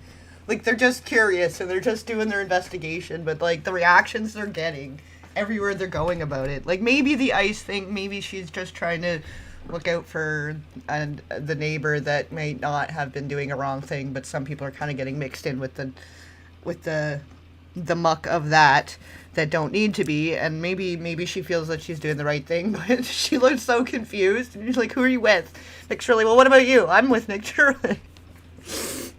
And he's just some kid, like, I feel like he's gotten in over his head though, like, I think he's maybe on to something bigger than what he even thought, and Yeah, I don't know. I don't know. Get rid of all the fraud. Have you ever seen children at that daycare center right there? Where? Yeah, it's right there. It says the child. You've never seen daycare. I haven't seen anybody in here. We're gonna educate you on something. So what do you think about this daycare center? They spelled learning wrong. They've received over $1.9 million this year alone, and they're supposed to have 99 children here. I don't see it. 99 children. Have you ever seen any children here? None at all. None. This year they got 1.9 million. Last year they got 1.5 million of your tax money for 99 children. We just want to know where are the kids. Right. Yeah, so that if there are kids coming and going, why is it such a secret? Why is it such a secret? And, like, where are they coming and going from if people are not, like, and the other guy said, oh, I've driven by 100 times. Like, he's lived there and been doing this investigation for several years, and he's never seen kids. So where are they coming and going from if they are, in fact, daycare centers? Like, I don't know. It's not looking great for the daycare centers. Where are the children? I don't see them. I've been here since 2017. I haven't seen anybody like Never that here. seen a child here. No, not at all. And so you've 8 never years. seen a child here for 8 years. Nope, not at all. And how does that make you feel knowing that this place is receiving Disgusting. $1.9 million? It's disgusting. I mean, what the hell? They stealing the money. That's a federal grant too. That's, you know, if they get caught for that, it's a federal offense. I know. I said. And if it's the greed that take them down because it's also fraud, so be it. But I definitely think there's something worse. It's something much greater going on here, something bigger for sure. Like, this is just too weird. It's too freaking weird. And if this guy's, like, finally bringing it together, but this other guy's been trying to, like, investigate and talking about it for several friggin' years, and, like, it's taken this long to bring attention to something weird happening there, so be it. He could be wrong. It might not be fraud at all. But what's happening with the kids the whole time then? And if you don't ever really see them coming and going, and they'll just so happen to now have some kids coming and going at the one place, like for the news to come, they had kids there and they were showing them around and stuff. But I don't know. I don't know. They like, obviously if you're doing something to that degree of crime involving children, you're gonna go out of your way to be trying to do it carefully. It's like, it's a lot harder to transport that kind of item versus like a kilo. You know, a kilo doesn't cry or scream, or it doesn't need to be fed. It doesn't poop. You know, like there's got to be a lot more cooperation and different blind eyes being turned for that kind of thing. You can't just shove it in your butt and take it on a plane. Like, I know that sounds really crass and vulgar, but it's, and you know, maybe I don't know. Some people are really fucking weird. Like, I don't know. Certain specimens could be transported all sorts of ways.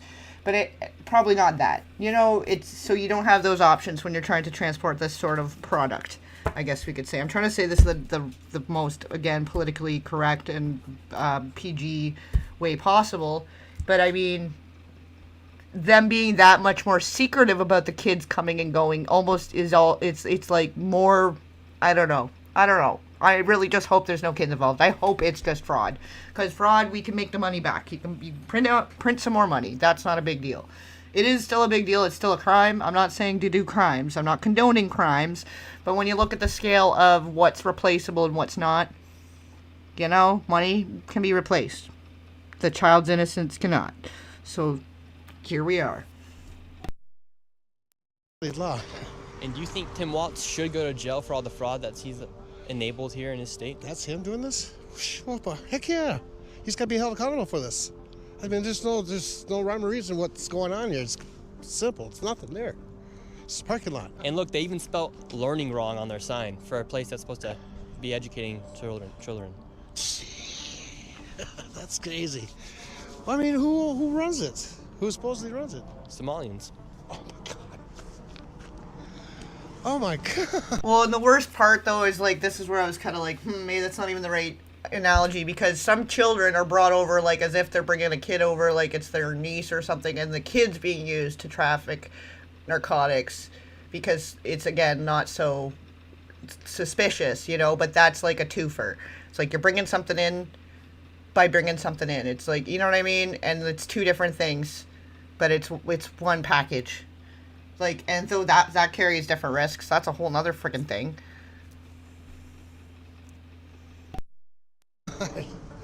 Well, yeah, it's just, I've never seen nobody here at all. So how long have you been living here? Since 2017, 2018. You've never seen a single child walk in that building? No, not at all. So this daycare center is literally just a place to traffic money. $1.9 million just this year alone. And this guy's been living here for 8 years and has never seen a single child walk through those doors. There's no windows either. No. And the only window they do have, the door. And no windows at all. That's fucking weird. That's gross. That's a nightclub. That's not a, like, what building do you see like that that's not a casino or a nightclub or, like, a strip club? What daycare center has no windows whatsoever? That's grossing me out. I didn't realize there's literally no friggin' windows whatsoever. But yeah, if you look up and down the building there, let me go back a little bit. There's no windows. That's like a fire hazard, and you're supposed to have 99 kids here. How are you getting the kids out safely if there's a fire? Like, that couldn't have passed building fire code inspections, I feel like. Like, let's go. Hold on. I think maybe earlier on they showed the other side of the building. I think they're going to come back. I might just go back the other way. Oh, here we go. Yeah, no, it's like an industrial, now we know they're getting the kids in and out. Go back. It's like a garage opening. It looks like a garage opening and then another door, but no windows. No windows all the way across. Like, that's where you would have a club. That's a club. That's not a childcare fucking facility. I don't care where you're from. Even in a city, that's not normal. Yeah, and then they've got the security cameras and stuff, like, so they knew. Oh my god, I don't know, it's just making my stomach churn, and I just don't even know what to say now, because it's just gross. It's just gross, and it's, the implications. Door is blacked out. Yep, I see that. I've never seen anybody go in there. Within just a few hours, we nearly approached $20 million in fraud, and we headed over to George Floyd's neighborhood to expose more of the fraud taking place. This place is called Future Leaders Early Learning Center, and it's licensed for 90 children. And in fiscal year 2025, they received $3.6 million. In fiscal year 2024, they received $3 million. So in 2 years, they got $6.67 million, claiming they have 90 children every day of the week, 5 days a week. So let's these find people out. are making just about more money than NBA athletes. And we don't even know if they're paying taxes, but we don't know where this money is going. Is it going to terrorism? Where is it going? But it's theft, it's fraud, and the reason I'm involved is I want it to stop. I care about Minnesota. I'm doing this for the people of Minnesota. I don't make a dime off all this time I've spent on this. I put my life at risk several times, but I'm determined to see this through and to correct what is wrong, what is evil. Good for you, buddy. And it's kind of cool. Like, I like that it's like the new age tech meeting with like the old school investigative guy. That's kind of cool. And like, he's doing what feels right. And I don't see what's wrong with them wanting to look into the fraud of it all and to be questioning these things. I think it's very important to be questioning things because there is a reason and there's a way that all this stuff happens, like, right in plain sight. It's all hidden in plain sight. It's happening right under your noses. Like, there's no way they're doing hundreds of billions of dollars a year in business that we can account for. Like, that's just what they know of. Like, let alone how much more is going on that they could never, there's no way to actually account for it. There's billions of dollars a year of that kind of trafficking happening, and how does it happen? How else does it happen? Like, there's I don't know. There's a supply and demand, and it's really sick and shitty, and it's hard to really wrap your head around that there would be, like, such an ease of access for this in another way of complacency and blindness to it. But, like, there's people willing to do it to their own kids. Like, it's not just somebody snatching kids off the side of the road or, infiltrating a daycare and being the weirdo janitor guy that's, creeping on the kids.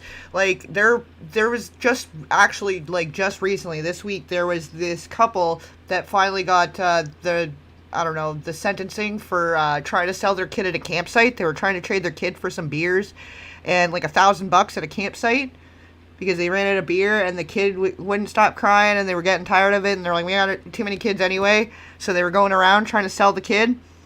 that was like these random parents that like, oh, we want to keep partying. We're willing to sell their fucking kids. So like people that are even more, like there's people that are having children with the intention of taking advantage of certain programs but not giving the kid proper care, or with the intention of just bringing harm and trespasses and making material of harm and trespasses against kids. Like that's the reality of it. So there are facilities that are going to facilitate for that whole network of those kinds of people, and it's all in secret, and it takes different levels of people, whether it's at these centers or somebody, like the people have to be complacent or blind to it. Like, you know what I mean? Like they can't, it's not how you see in the movies or on TV. Like a lot of it's very just under the guise and under the cover of normal everyday people stuff, you know? And some of these kids, if they've been going through it since a young enough age, and like they don't even know what they're going through is a wrong thing yet, you know. So they might seem all like normal behaving kids, and everything might seem normal on the surface, but we really don't fucking know what's going on behind closed doors in buildings made of bricks that have no freaking windows, no windows at all. Like that, who's dropping their kids off there?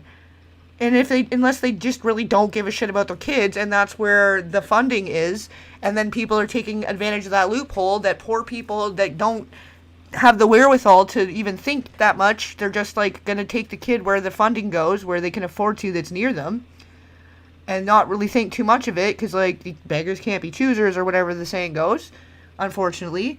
So who's looking out for the kids? Right? Like, either way, no matter how you cut this right now, I'm feeling like something weird. There's something weird, and I don't like it. And people have every right to investigate people like this. And if people are going to have pushback and act like that, I feel like it's all the more reason to investigate. Here at Future Leaders Early Learning Center, this building received over $3 million. Hello, how are you? I would like to see if I could bring little Joey, my son little Joey here. Is there paperwork, or can I check out the daycare? No? Why can't I check out the daycare?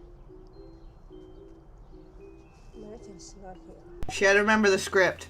She had to think about the answer there.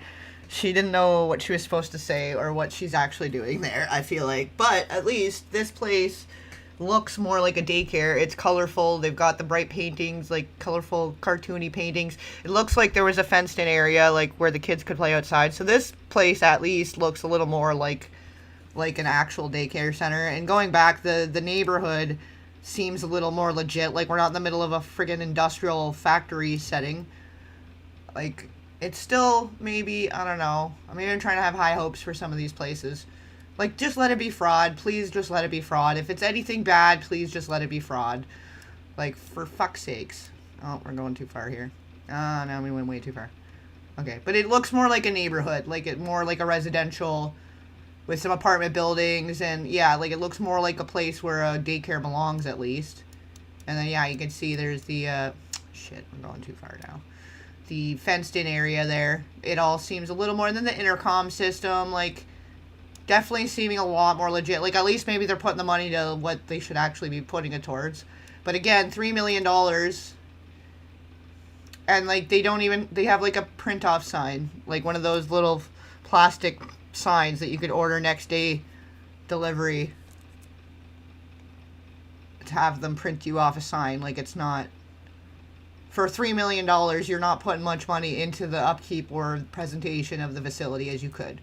But, like, this is what I was explaining, how in some cities, like, yeah, you'll have a daycare in the middle of a city, but you just have, like, the higher fence, and then it looks like, and maybe that's not actually, maybe that's the electric wires. I thought it might have had some, like, wire on the top for safety, but that might just be it's the electrical wires in the background, never mind. But it's still, you can see there's, like, a fenced-in area, so it's a little more legit, and again, yeah, you're in a residential type zone, so I don't know. So, because he could be wrong about some of these places too. Like, I don't know. I'd be wanting to know which ones were all by the same people and which ones specifically were different places that just also seemed suspicious. Over $3 million. Hello, how are you? I would like to see if I could bring little Joey, my son little Joey here. Is there paperwork, or can I check out the daycare? No? Why can't I check out the daycare? Manager's not here. Okay, but if I can I get paperwork or anything to submit my son, little Joey, to come in here to daycare? We'd really like to put Joey in this daycare. We've heard great things. Business card? No, I would like your business card, actually. Yeah, she's so confused. She's like, none of this is on the script. I'm confused. Like, she has no idea. She has no idea where she is. Like, not that she has no idea where she is, but I mean, I don't think she realizes it's supposed to be a daycare. And there's no proper script here. Like, she could say any number of things. Like, oh, yeah, no, the person's not here. You'll have to give a call and make an appointment. Or, oh, you sign on to set up your appointment on the website. Or any number of other fucking things she could have said if it were actually a daycare. Like, she seems confused. Like, why do these people seem confused? And maybe they don't speak English. Okay, maybe. She's trying. Maybe she's not fully understanding. But why wouldn't she just be ready to hand it a pamphlet then? Like an English pamphlet. Like, because again, it's in an English sign. It looks like a regular this one at least, like, again, looks like a regular daycare center. Yeah, maybe it's not a great color scheme. It's a little bit like, you know, it's a little, it's a lot of lemon and lime, bright in your eyes. Maybe it's not for everyone, but I could see it being a little more, like, at least they're going for a color scheme. It's a little more fun for kids, right? And then they have the outside area, but we don't know what's in the outside area. Like, I don't know. At this point, I'm, like, just amazed that, they're, like, somebody opened the door, you know? And she seems a little more calm and a little more polite, at least, but she's, like, she seems very confused. Like, why would somebody be coming to the door? Like, there's only so many reasons somebody would be coming to a daycare center door. Like, oh, I'm here to pick up my kid early for an appointment, or I'd like to enroll my kid. Like, there's, or you know, like, there's only two or three reasons that a person would be coming to the door and not have a kid with them. You know? I don't know. Maybe. If it is a freaking daycare, though. Like, these are only reasonable responses and reactions if it's not a daycare, or if they are a daycare, but something really wrong is going on here. I just don't know. I don't know. You talk to your manager. Okay, can I speak with somebody? Where are the children at? Are there children here today? No. No children. Yes. Why are there no children? Two of Mexico. Would my son, little Joey, have friends to play with here? No. No. Yes. No friends for little Joey. Yes. Sorry. Dang it. Well, have a great rest of your day. Thank you. So, little Joey would not be accepted to that daycare. Joey's still homeless. Joey's still looking for daycare. And because little Joey couldn't get into a daycare, we went to an autism center, as they have been popping up everywhere as a rise of autism has occurred here in Minnesota because of the government funds that they're receiving. Oh my god, is that real? These are actual, oh my freaking god. Something's going so horribly wrong with everything. Whatever it is, they're putting in everything. I don't know if it's in the food or it's something else. I don't know. Maybe it's all the chemicals in everywhere, in everything, in the water, in the air, in the food, in the fucking straight into the arm. I don't know, man. I just, like, is that for real with the autism numbers, or is it because they're also exploiting the social programs, which I think, you know, there's too much incentive to, like, there's this horror movie, and actually I don't think it's supposed to be a horror movie, maybe it is, I don't even know, and it's one of those movies that I'm not even sure if it really existed anymore. It's like Shazam, like Mandela effect shit. But there was a movie called Baby, I think it's just called Baby, from like the 70s, where the CPS worker was basically looking for a friend for her handicapped husband, or her physically, mentally challenged husband who had gotten in an accident and had brain damage. And she was like, I don't know, she like was really into the caring for an infantilized adult kind of thing. And then so she was like a social worker, and she found a way to take the custody of this other grown child where the mother had like purposely kept him infantilized. He wasn't actually mentally challenged, but he had been created that way for whatever sick purposes that the mother had wanted, and like for the social benefits, I guess. I don't even know. I can't really remember. It was a long time ago. And I think I watched it one time on TV, and I don't even know if that's what it's called. I'd have to double check that one. But it's some movie from, maybe it was meant to be a horror, but it was a horror. That's a horrifying thing.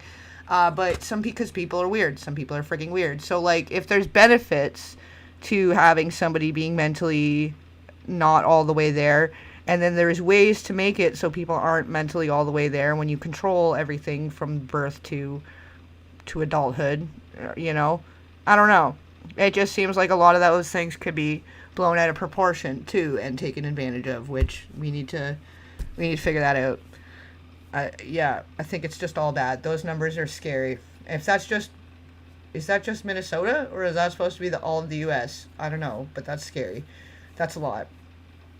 Yeah, stop saying little Joey. It is a little weird that he's saying little Joey, but I think he's kind of just like, there's the little Johnny jokes from back in the day. I don't know if some of you guys maybe remember or not. Maybe, I don't know if it's a Canadian thing, but it's like these dirty jokes with the little Johnny going to school and he knows more than the other kids, and the jokes were like him kind of telling on his parents about things they were doing or shouldn't be doing, you know? So I think it's supposed to be kind of a play on that. Little Johnny, little Joey, maybe. I don't know. But I think either way, whether he was saying little Joey or not, I think he would still be getting some of the same reactions. Like, I don't think it's him saying little Joey would be changing the reaction so much. Tried to check my son Joey into an autism center. We've been going to a lot of these daycare centers. We're trying to find a spot for our little boy Joey, but we thought maybe we could check him into the autism center. Because none of the daycare centers are open. Yeah, and how many kids do you guys have at this autism center?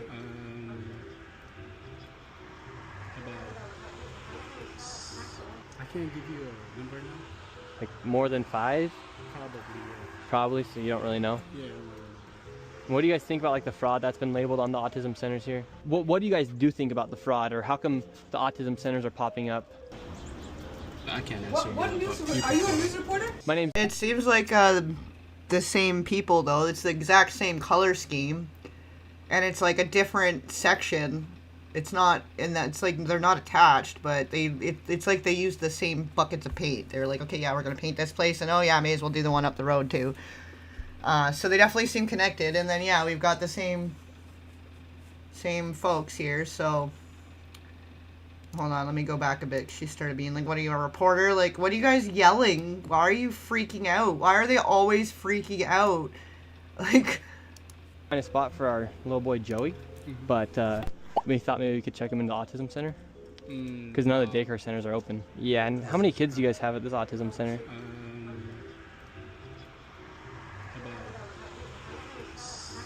I can't give you a number now. Like more than 5?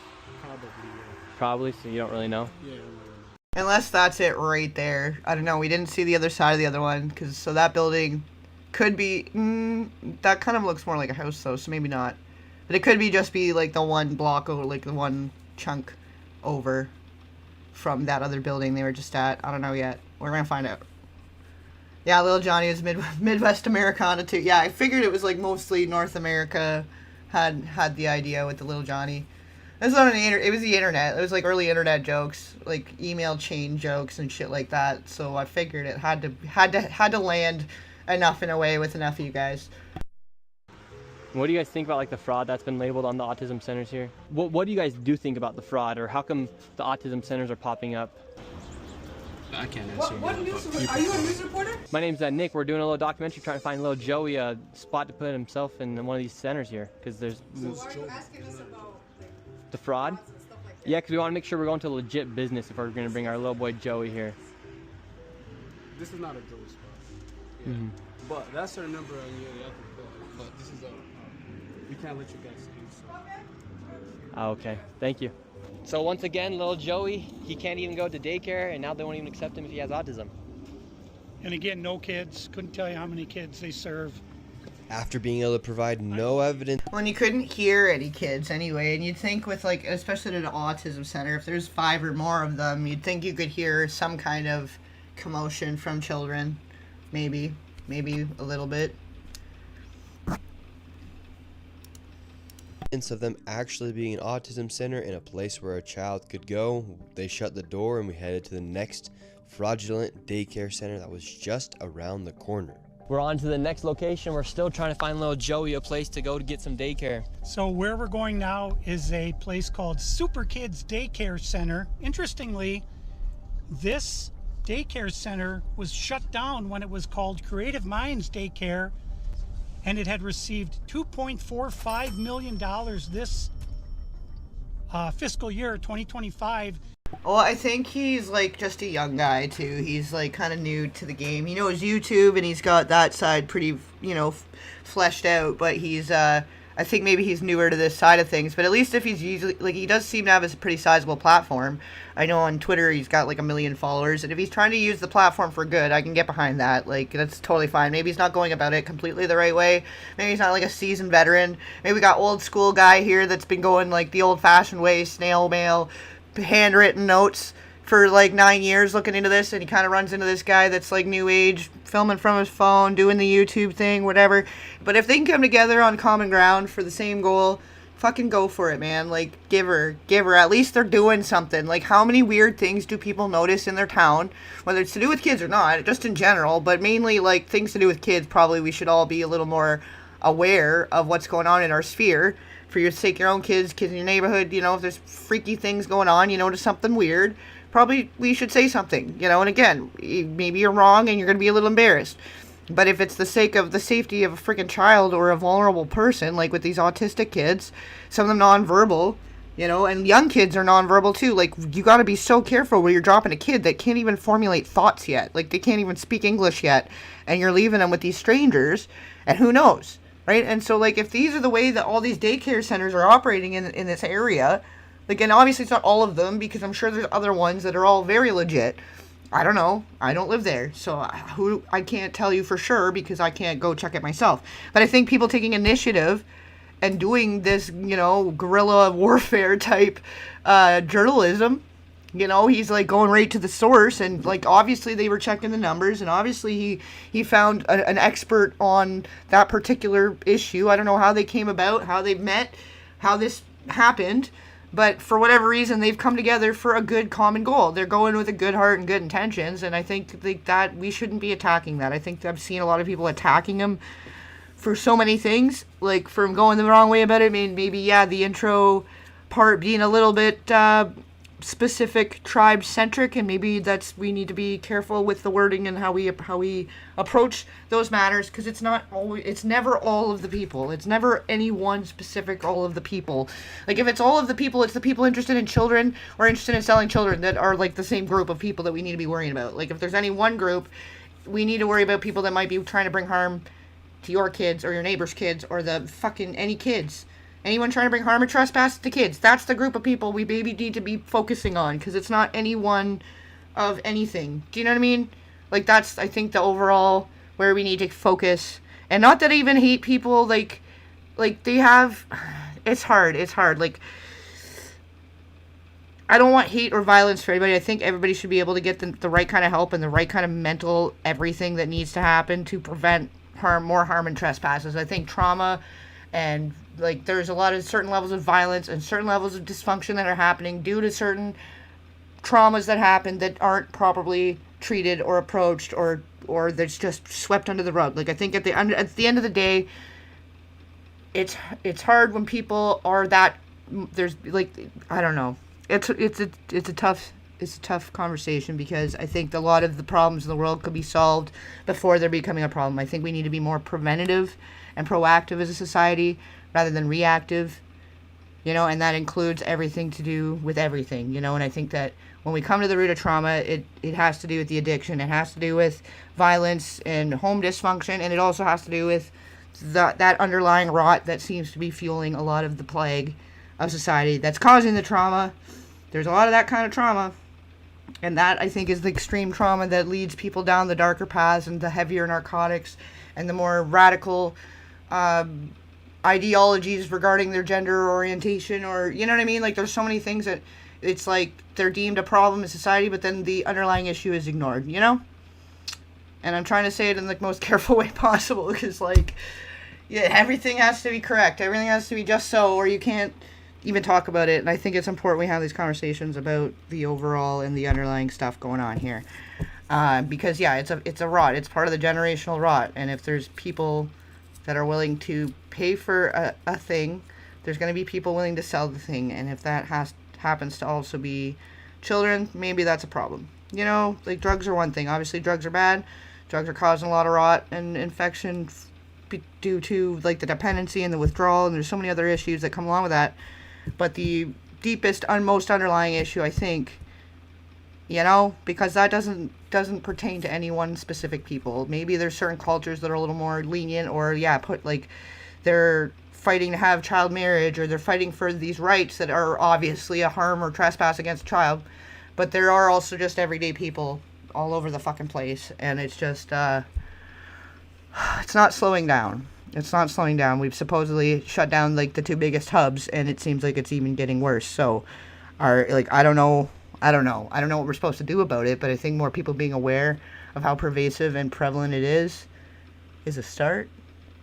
I don't know. That's my rant for the day, I guess. You just have to be so careful. You have to be so freaking careful the way you even say anything, because if you're going to incite any harm or violence or hate or anything, like if it could be construed that you're trying to target any specific anybody for anything, like you can't do that. It's not okay. I don't know. It's just that's the guardrails. And I think that's fine. I think maybe, yeah, we shouldn't be hateful and violent. Like, hate and violence is never the answer. You can't fix harm and violence with harm and violence, right? So, I don't know. I'm trying to be as delicate as possible, because this is the biggest part of the elephant in the room, you know?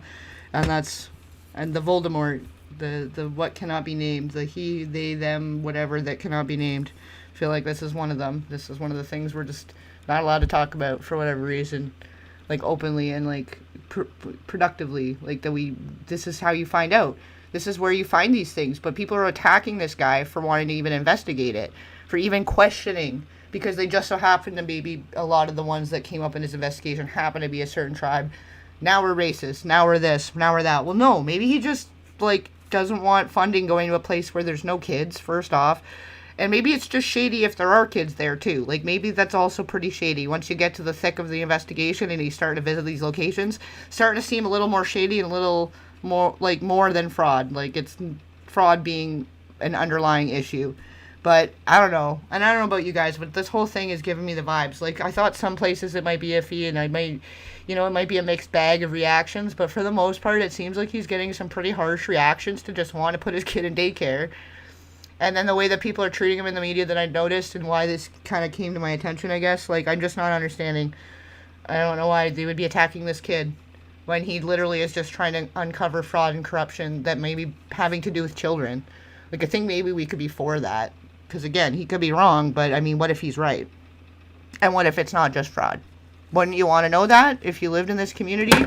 I mean, I would want to know. I think if I had kids and I lived in this town and I was going to be wanting to put them in daycare sometime, I'd probably want to know ahead of time this kind of thing. Maybe. Probably. Just a hunch.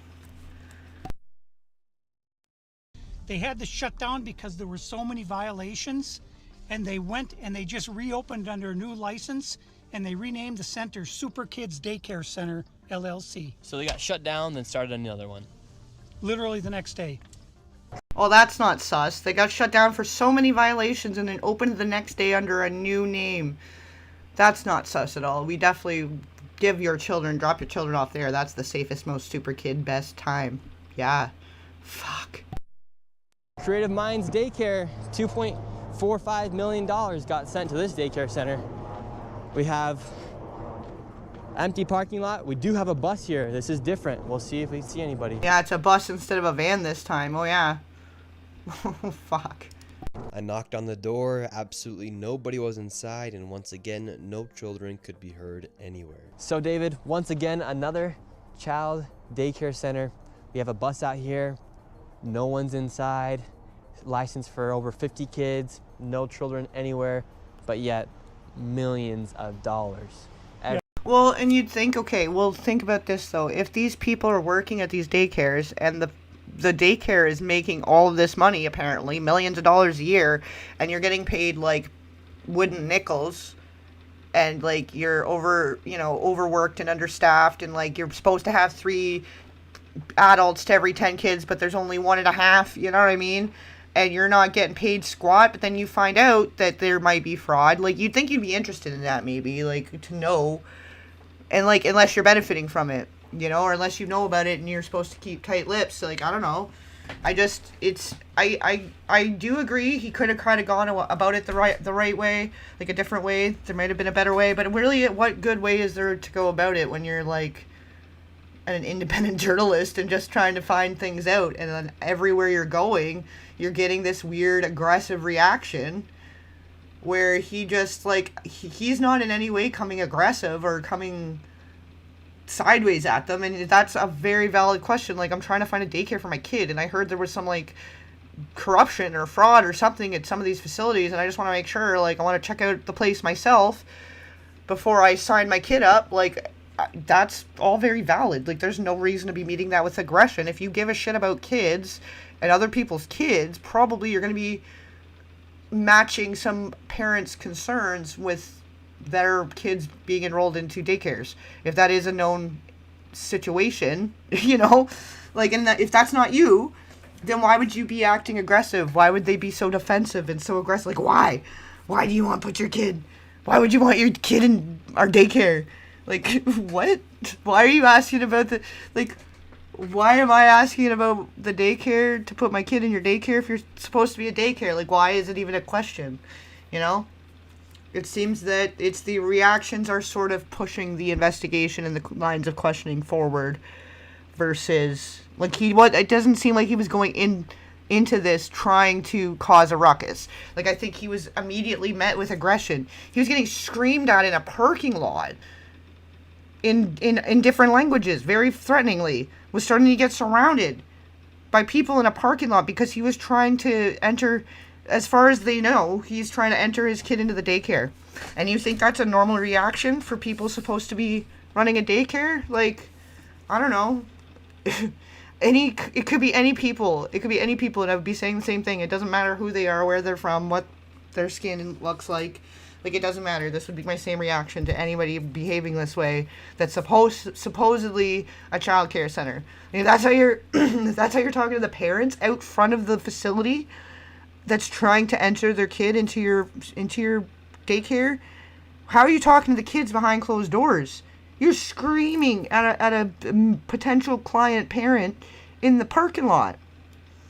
So, like, I think this guy's got every right to have wanted to investigate this shit for the sake of the people that live in that area and might want to take their kid to a fucking daycare one day, maybe. I don't know, you know?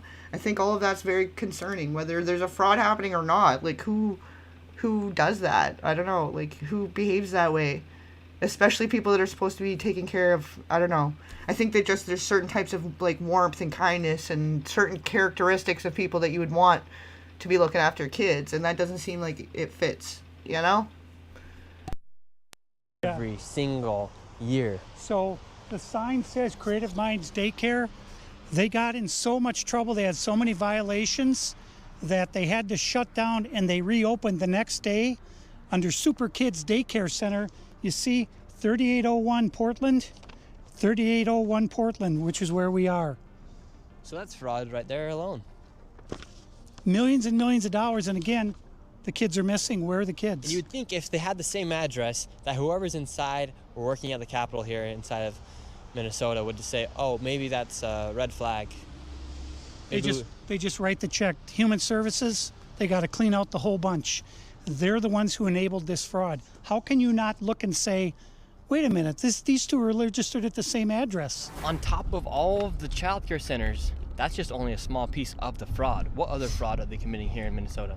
So another major piece of the fraud is the home health care industry. Where we're going now is a building that has 14 Somali-owned home health care companies in the same building. 14 of the same healthcare companies in one building. 14 home health care companies with different names in the same building. How bad has Tim Walz managed the budget here inside of Minnesota? So the last biennium, we had an $18 billion surplus. This biennium, we have a $6 billion deficit. That's a $24 billion swing in one biennium. How in the world can you burn through $24 billion in 2 years? This is how, right here. This is a huge part of it. And so would you say a lot of that is fraud that's taking place here in Minnesota?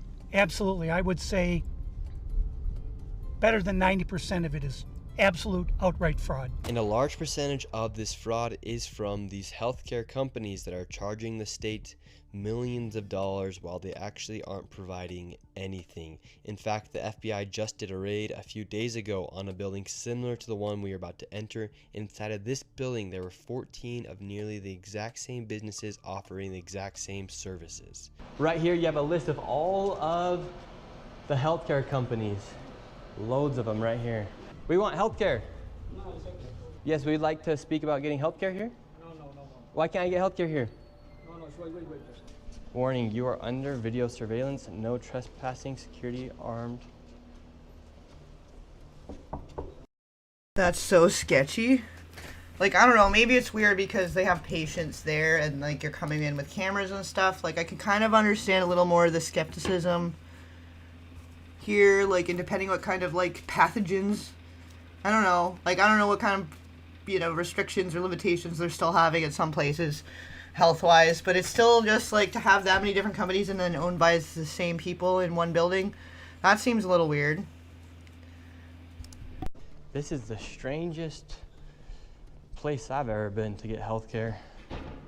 Just a bunch of different places. Healthcare here, healthcare right here. Another healthcare company right here. Kind of seems like it would be like a low-key convenient place to bring people, like, for everything they need to, but under the same like agenda, you know? Like, I don't know, something's really off here. Something is so not feeling right about this. There are 3 healthcare companies inside of this building right here in this room of 7C. Now we have another Helping Hands, Home Care LLC, another healthcare company, Present Help right here. We're looking for the best rates of healthcare here inside this building because we have so many options. Who can we talk about getting the best healthcare? I don't know. No? Sorry. All right. We will not get any healthcare here. David, this is one of the stranger places I've ever been. Literally, healthcare every door you go to, yet nobody will give you a rate. How much money do you think's been funneled through this building? Well, and I think, okay, so in their defense, the facility's defense, like, a lot of these things, if it is, like, you're going to get a scan or you're going to get, I don't know, some kind of, whatever, some inspection or whatever, foot doctor, I don't even fucking know, whatever the fuck you're going for. Like, there's different things that you get referrals to, like, or, I don't know, different scans or different testing. They're doing testing for, like, there's the cancer unit, and there's different departments for shit, right? So, I mean, in a lot of those places you do need, like, a referral because they have to, like, check out your insurance or check out that you can afford to do the thing before you even walk in the door, too. So, I mean, it is a little more iffy. It is a little more iffy, but, like, I don't know. If they are connected to the other daycare situation, like, if they're all connected together, that makes it a little more sus. Because if you have people that are in a trafficking situation and you have, like, a one-stop shop for all of their health needs, with a company that's going to turn a blind eye, and they don't accept any other patients, they're just servicing a certain network. I don't know. Like, again, it kind of sounds like craziness. Like, it's like something in the movies or something, right? But, like, how else is this stuff happening and then not being detected? Like, they gotta have all their own people, you'd think, because if you got a kid that's got these things happening to them all the time, like, that would be easily detectable by a doctor if they have to take them into an emergency. You know what I mean? Like, I feel like, I don't know. It just doesn't feel right. If it's all the same, if they're all connected, if this is what they were talking about some of them being all connected, that it's crossed over with the healthcare, and they all seem to be owned by a few people that are it's just multiple different businesses or rebranding of businesses that were already shut down because they were already found guilty of whatever crimes or violations. Which, what kind of violations do you have against children? You know, whether it's a safety or health whatever, or like something really bad happened to the kids, how is a place like that able to just turn around and open the fucking next day and then continue to be a care facility for children? Like, that's already a bad thing too, whether it's a fraud or not. Every year, I would say 50 to 60 million at least. And finally, we were accepted into one of the daycare centers, and they actually... Yeah, some of them I think were like home, like the office for like PSWs or whatever, like home care people. So there's that, but then there's like, and then there's the transportation companies. Like, I think some of them are just like, yeah, the work they do is outside of the facility and they just have an office. But some of those, like, it looks like a doctor's office and he's going in asking questions, and it's like, I don't know. I think even still, even if you're supposed to have a referral and they're like, who the heck are you and why are you coming here with cameras? Like, the approach still doesn't seem very welcoming. And I think when you're in you're supposed to be caring for people, like kids or people, sick people, old people, there's like a certain level of care and kindness that you should have. And if you're behaving that way to a stranger, like, I don't know. I'm going to go back a little bit because I guess this one actually let him in. But I'm just like, yeah, I don't know. This is a lot. Any options? Who can we talk about getting the best health care? I don't know. No? Sorry. All right. We will not get any health care here. David, this is one of the stranger places I've ever been. Literally, health care every door you go to. And then, like, are these guys following them? Or are they with them? Or are these people that are there to get health care? Yet nobody will give you a rate. How much money do you think's been funneled through this building? It's kind of like they're like, we know that you're here and we're going to just keep an eye on you. Like, I don't know. Some of this stuff is just, it's just giving me the wrong vibe. Give me the wrong vibe. Yes, bedside manner. That's the term. You knew what I was saying.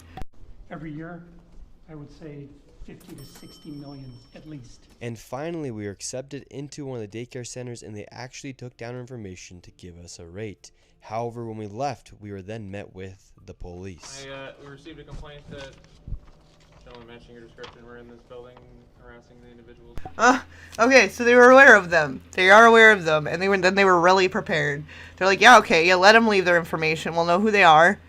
Like, they're higher ups. Yeah, we'll know who they are, and then just call the police, because as far as they all know, you're just a daycare, right? Right? Don't forget your cover. Don't ask them why they want to enter their kid into daycare. Give them forms. Print off some forms. Like, I don't know. That seems very, like, to be welcoming, but then calling police. I don't know. Exactly, except late for supper. Yeah, right? And he was part of their little club. And then they all were, like, part of the same church. And so it was, like, an overlapping club unity there. And who knows what other kind of unity, because apparently she had suffered prolonged... There was also evidence, not even just the bedwetting being an additional indicator, but she showed signs of prolonged abuse prior to that night. And then they were supposed to be indicted for, in the very least, allowing abuse and harm to happen to her prior to the thing, but somehow it just got thrown away. Like, a jury decided, yeah, the parents should be held responsible to a certain degree here. And, yeah, what was it, Alex Hunter or whatever the freaking guy? Oh, that's a whole friggin'... But it's all the same stuff. Like, there's like a whole other world, a whole other language, a whole other way of doing business and communicating and orientating themselves between one another, like, that most people aren't going to understand, like, rightfully so. But this is where we really got to start digging in and start to see the patterns across the board on all of these cases, like, between the JonBenet and between this kind of thing, and, like, why are all these people mysteriously dropping dead in the industry but then we also have people saying that this is the biggest problem in the industry, like, you know, former child stars all coming out and saying stuff, like, there's what was the saying? Somebody said it the other day and it was perfect. Is where there's smoke, there's fire, right? But yeah, like, and people want to act like the people questioning and the people doing the investigation and the people looking into this stuff are the crazy ones. But, like, why are we not? Like, if we know it's $100 billion some odd dollar a year industry and rapidly growing and exploding in neighborhoods near you and in your backyard and online and everywhere, like, why would you not be more concerned about that? Like, why are we attacking the people that are concerned about that more than we are about these shady businesses that are like seeming really kind of weird. Like maybe we should be a little more scrutinizing of facilities that are supposed to be taking care of people's kids. Like that seems like a fucking no-brainer to me. Like I don't know, maybe people do things differently in their parts. I don't know, but I think probably that should be like rule number one in a civilized society, right? Maybe. Stay here. Oh, we're checking out the rates for healthcare. Because there's 14 healthcare companies inside this building, so. Okay. No, that's not what he said. He said there's 14 companies here, and he's trying to assume because they're Somali providers, everyone here is fraudulent. Okay. So He's here with some kind of like propaganda. No, we're just checking.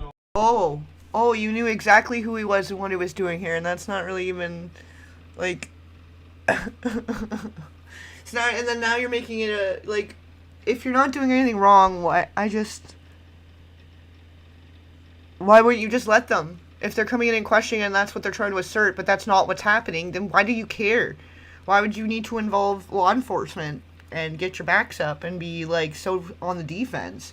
If you've got nothing to hide, why so defensive, right? Like, wouldn't you want to assert that your healthcare centers and your childcare centers are, like, following all the laws and regulations and giving the best care to the kids? Maybe. This is a area that we're allowed to enforce trespassing ordinance. Is there any other reason that you guys are here? Well, we were checking rates. No, he's not. We were checking rates. We asked for rates. No, you're not. Okay. I'm gonna have, if you guys are all good, we're gonna step outside and we can continue this conversation. All right, let's leave. So, all right, we're getting escorted out right now.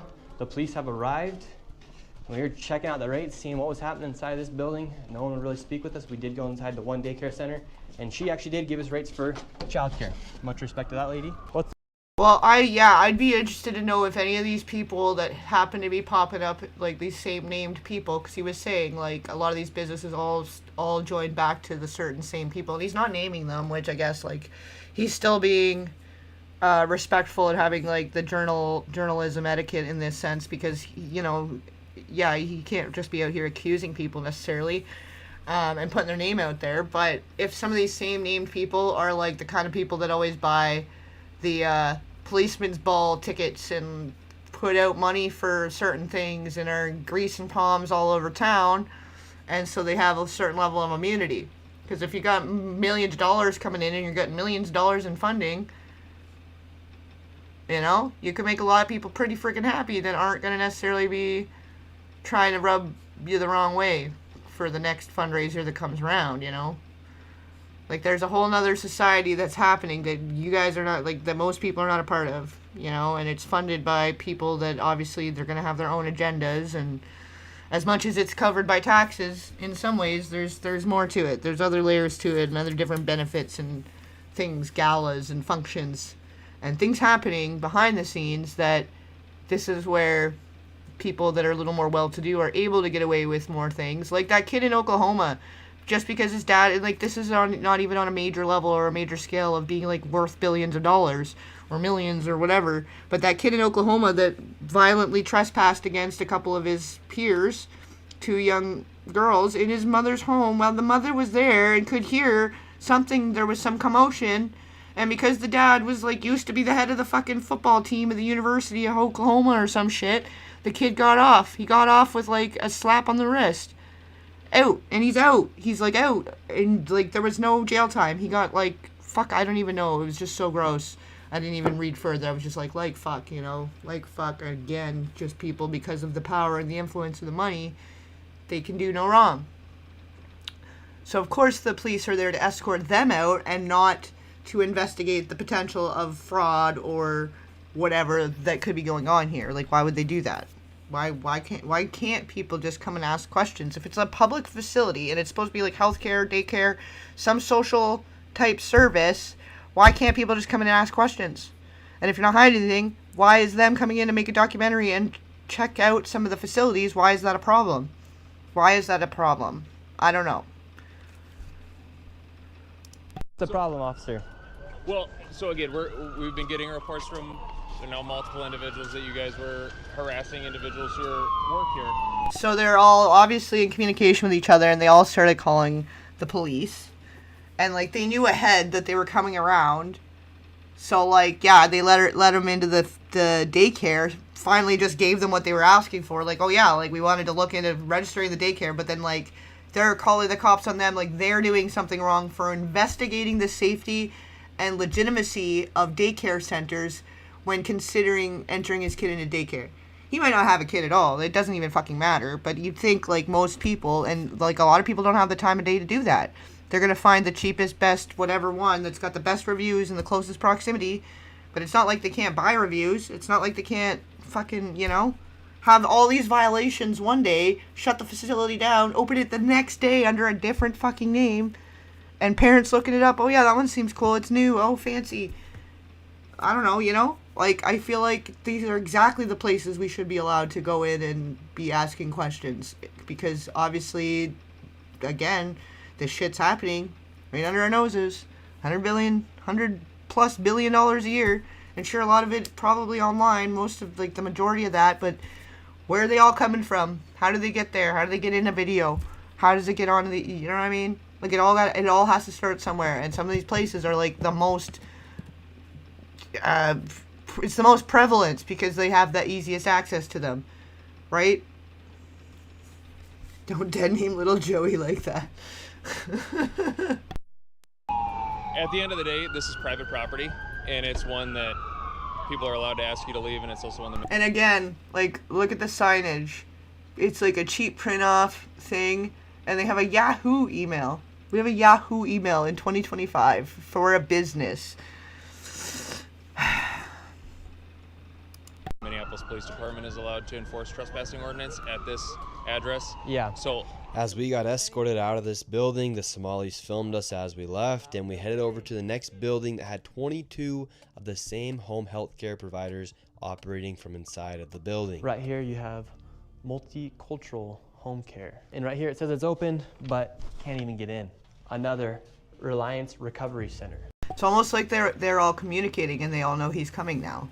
It's like they're all actually owned by the same people like he was asserting they were. They're just literally making it that much more obvious. And then all of them standing there recording him like, yeah, we'll come around and we'll record you now because you've been going around recording us. And then try to make it a race issue versus like, like the public probably gets to know what's going on with the public services. And if somebody's willing to investigate, so most people don't have time to do that. They got their jobs, they got kids to take care of, they got shit to do. And the most they can do is look on the website, call the thing, look at the reviews, whatever. But if this is legit, like all these experiences he's having, this is what's going on there. Like, that alone is concerning, whether there's fraud or not, whether there's even child harm or trespasses or not. That them reacting like that to just somebody trying to find out where they can put their kid. And maybe he's coming off a little abrasive, and maybe it's not perfect, but this is how you do real journalism sometimes. You kind of are winging it, because obviously, like, a lot of media it's like an echo chamber for the evil powers that be. I mean, 1% of the people, like 1% of the population, or 1% of the people, whatever, own and control the world's wealth, resources, media, etc. So if there's people outside of that sphere trying to do media and trying to do independent journalism in their own community and in their own locale, I could support that, because I think that's the truest kind of most genuine news you're going to get about what's going on in daycares in your city. You know, like, he's doing his own thing, he's doing his YouTube, he's obviously, like, they're both saying, like, it's not like they're making money to do the investigation, it's just something they're doing, and then they're going to put it on the internet, right? So, like, there's not really any narrative or agenda other than getting to the bottom of what may be a fraud and some kind of corruption, some other kind of issue going on here, because obviously at this point it seems a lot worse than just fraud, you know? Like, you'd think you'd want to be bringing people in and showing off how fancy your facility is if you're getting all that money, and trying to be like, yeah, definitely it's going into the school or into the preschool, and the kids are just on a park trip or something, where they take them down to the park for lunch, it's a nice day, they'll be back later. Like, if they had any wherewithal to, like, I don't know. Maybe I'm overthinking it, but I just feel like there's just so many holes that need filling in this story, and he's looking at them. He's looking at something that's important, And I think more people should feel okay to do that. The fact that he's being totally attacked and smeared just for showing a concern for his community and for what might be going on behind the scenes, that, like I said, everyday people aren't going to have time to just drop by the daycare center and check on their kid. And if their kid can't talk yet, who knows what's going on with them, or what they're being exposed to, or what, you know? Mercy and Grace Care, Inc. Right here you have Den Eritrean Youth Development Association of Minnesota. Another child care center. Welcome to Bright Beginning Center. But what do you guys think about the fraud that's taking place here in Minnesota? Sorry. No comments. Can I please? Right here you have Serenity Quality Care. All of these businesses are literally the same type of business, providing the same service in the same building. Another Convenience Home Healthcare Aid Inc. and Child Friendly Space. All these companies get money from the government. Why would you have the same company essentially inside of the same building, door to door? Right here, Queenly Home Healthcare. It just does not make sense. If you're trying to operate a business, you'd want to have less competition. But here, they have all of their competition right next door. We're wondering, because we hear there's lots of fraud taking place here in Minnesota, and we're wondering, why is there so many of the same companies inside of this same building? No, I don't know that. What do you think about the fraud that's taking place here in Minnesota? I don't have any idea about that fraud, okay? That's it. What do you think about the news articles and what's being spread on the news about the... Yeah, he knows about them too. They've all been made aware. They've all been made aware that this guy's going around. Like, it's like they're anticipating him at this point. And yeah, the fact that people are more upset about the investigation itself than what he's potentially investigating, like, that kind of bothers me too. Like, why wouldn't you want to know? Like, why wouldn't you want to be 100% sure? And again, like, I'd rather be wrong and embarrassed than right and have done and said nothing and allowed all this corruption and fraud or whatever, or hopefully not. Like, I really hope, if anything wrong is going on, I really hope it's just fraud, because it seems to me like a bigger issue involving children that is, we know it's a huge issue, and we know it happens under our fucking noses. So if this is not that type of situation, wouldn't, like, I don't know, the way that they're trying to cover it up and the way they're trying to smear the guy and not be more questioning, like, for the sake of it maybe being on the verge of racist, I don't know. I don't know why.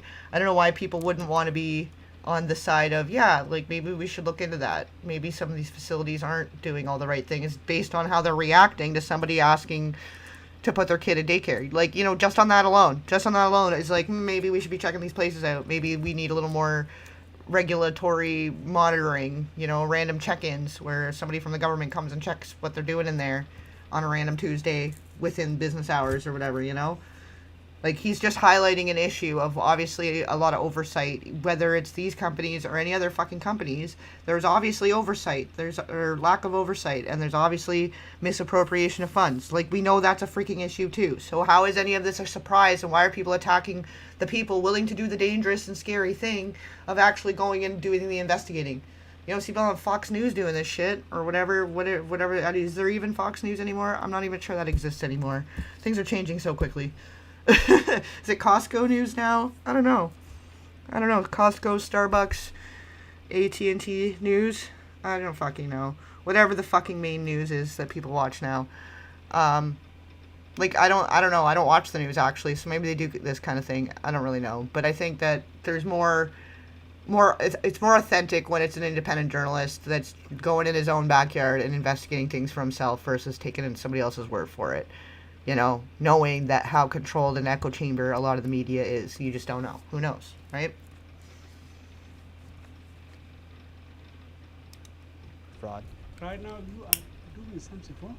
I'm just asking you. No, you about don't the have fraud. to ask me, okay? Don't ask me that question again. Okay? Okay? Who can I speak to? Who can I speak to? You guys seen that, right? Idiocracy from like 2005. That shit is it's like always been top 10 favorite movies, but now more than ever, I think it's moved itself into the documentary category. I don't know if you've seen it, but it's hilarious. It's hilarious, and it's so true. Like, now more than ever. Oh man, you guys got to see it. If you don't, that's kind of where that's from, because there's like the Costco, like everything's changed and owned by, like, the Costco's like the biggest thing, and I don't know. It's so funny though. It's so relevant right now. It's got electrolytes. That's why. Like, their biggest problem is their plants won't grow. Like, their crops won't grow anymore. It's because they've been putting this. It's called Brondo, but it's basically Gatorade. They've been spraying Gatorade on all their fucking crops and can't figure out why they're not growing. And they're like, but it's got electrolytes. And you mean, what do you mean they got electrolytes? And it's like, that's what plants crave. They're like, what do you mean plants don't crave electrolytes? Like, it's this whole back and forth. It's like, but because it has electrolytes. Like, it's just so stupid. But when you think about how shit is going right now and how things like the 3-point plan, like they're going to build high-rise apartments on the Costco I seen the other day on Twitter, and I don't know exactly where, but somewhere they're going to start building apartments on the Costco, and I'm like, oh yeah, we're here. I got a 3-point plan. Fucking, what's his name? President Camacho and shit. Holy fuck. Like, we're right there. Welcome to Costco. I love you. Yeah, you guys know. Yay, high five. High five. 10 points to Gryffindor, to everybody that got the reference. Ow, my balls. And all the ads and shit, and then oh yeah, it's so fucking, it's too real. I want an extra hot latte, because it's not Starbucks anymore, now it's a gentleman's club. Okay, as soon as you confront them about the fraud, they get angry. When these people have these home healthcare companies, you're seeing them everywhere inside this building. What kind of fraud are they committing? So there's false documentation being submitted to the state of Minnesota for services never provided.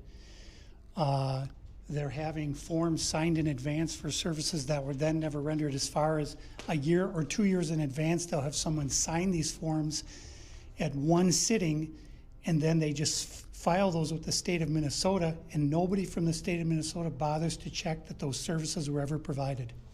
So they're essentially just using people, saying that they had these services provided months or even years ago, then filing the paperwork and then receiving money from the government. Right, and the Somali community is a very closed community, so everybody's in on it, and they don't want to talk, as you can see. And for this building, Well, because there's money too. Like, this is the problem. Corruption exists because there's enough palms being greased. Like, let's be so friggin' for real. We don't know how like entrenched this town might be. I don't know exactly where they are now. I think like Minnesota, they were all over the place there. But you guys are not, like, it's not as spread out. Like, your guys, like, states are like basically the distance of cities. Like in Canada, like we have less provinces, less lines of separation. Like we have like 10 provinces or whatever, 11 provinces, where you guys have like 50. So it's pretty much the same. Like, I don't know, the distances are different. Like I always get kind of like thinking when I'm looking at the distances of stuff, looking at the states, I have to remember that it's not the same as Canada, where a town over is like a state over for you guys. So within the Minnesota locale, it might not be as large as I'm thinking it is, but the big towns and the big areas there, I'm not familiar. I don't know.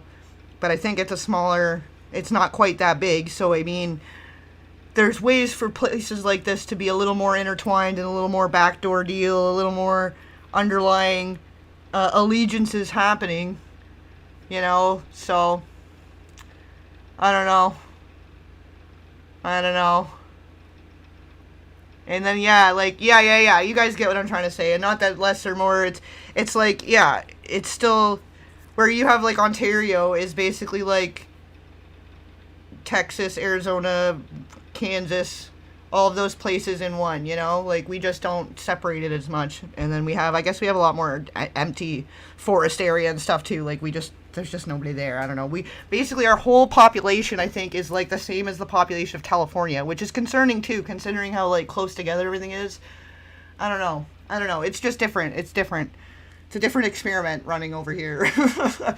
But, yeah, I don't know. I just don't understand why, especially if it's a smaller area, why they wouldn't want to know, like, they wouldn't be more supportive of this guy trying to find out. Like, unless the people that are the higher-ups of the people in the government or in the city council or whatever the fuck it's called down there, we got, like, prime ministers and different stuff, right? But, so, like, if the people in that region are in on it, probably, then, yeah, they'd be attacking the guy. But if they're not, like, wouldn't they be supportive of, like, oh, yeah, thanks for bringing this to our attention? Which then, on the other hand, though, now, from what I was hearing, they want to shut off the subsidized payments for childcare for Minnesota right now to further investigate, which just means, though, that all these other businesses that are good businesses, that parents need that shit so they can do their job, they're all going to suffer too because of their lack of oversight. It's the people, again, that suffer on both ends, right? It's not going to be, they're going to spend the extra funding to just, like, jump on it and go and, like, look into it immediately and not affect other people's lives, you know? Like, I don't know. I feel like there's a better way they could be going about that, and maybe they should be a little more critical of that than the guy trying to do the investigation. Like, I don't know. Maybe he wouldn't have to be doing the investigation if it didn't seem like there were so many discrepancies and weird things, you know? I'm going to give an estimate of around $30 million for how much fraud is taking place. That is a very low estimate. However, still a lot of money in fraud. And do you think there is fraud taking place here? I don't know. Yeah. Do you have any idea what any of these businesses are doing? I never ask. And now with up, he's like, I don't know. I empty the waste baskets. Like, they pay their rent. I don't know. Like, that's the thing. As long as they're complying in every other aspect, there's no reason for anybody to look at them.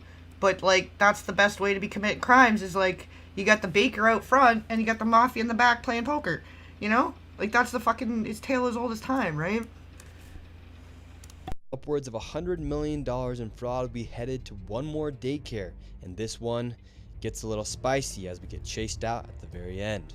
And after this, well, and that's even more concerning because then even the people trying to speak up for them and trying to do the scary thing and trying to look into the thing, those are the people getting attacked, not questioning why there may be corruption or why there may be this whatever issue.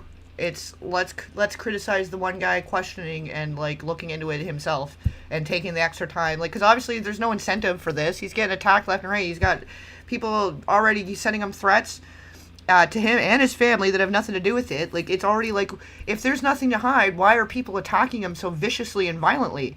He wasn't coming in there like guns ablazing or anything like that. He wasn't coming in like totally harassing or verbally berating anybody. He was asking pretty straight up questions and pretty like how you should as like if you're gonna go, you know, on location investigative journalism, which is kind of scary. It is kind of scary if you're thinking there's some kind of fraud or corruption and you're going right to the source, and then like in that one instance still like getting surrounded that they were like, yeah, I think it's time to go.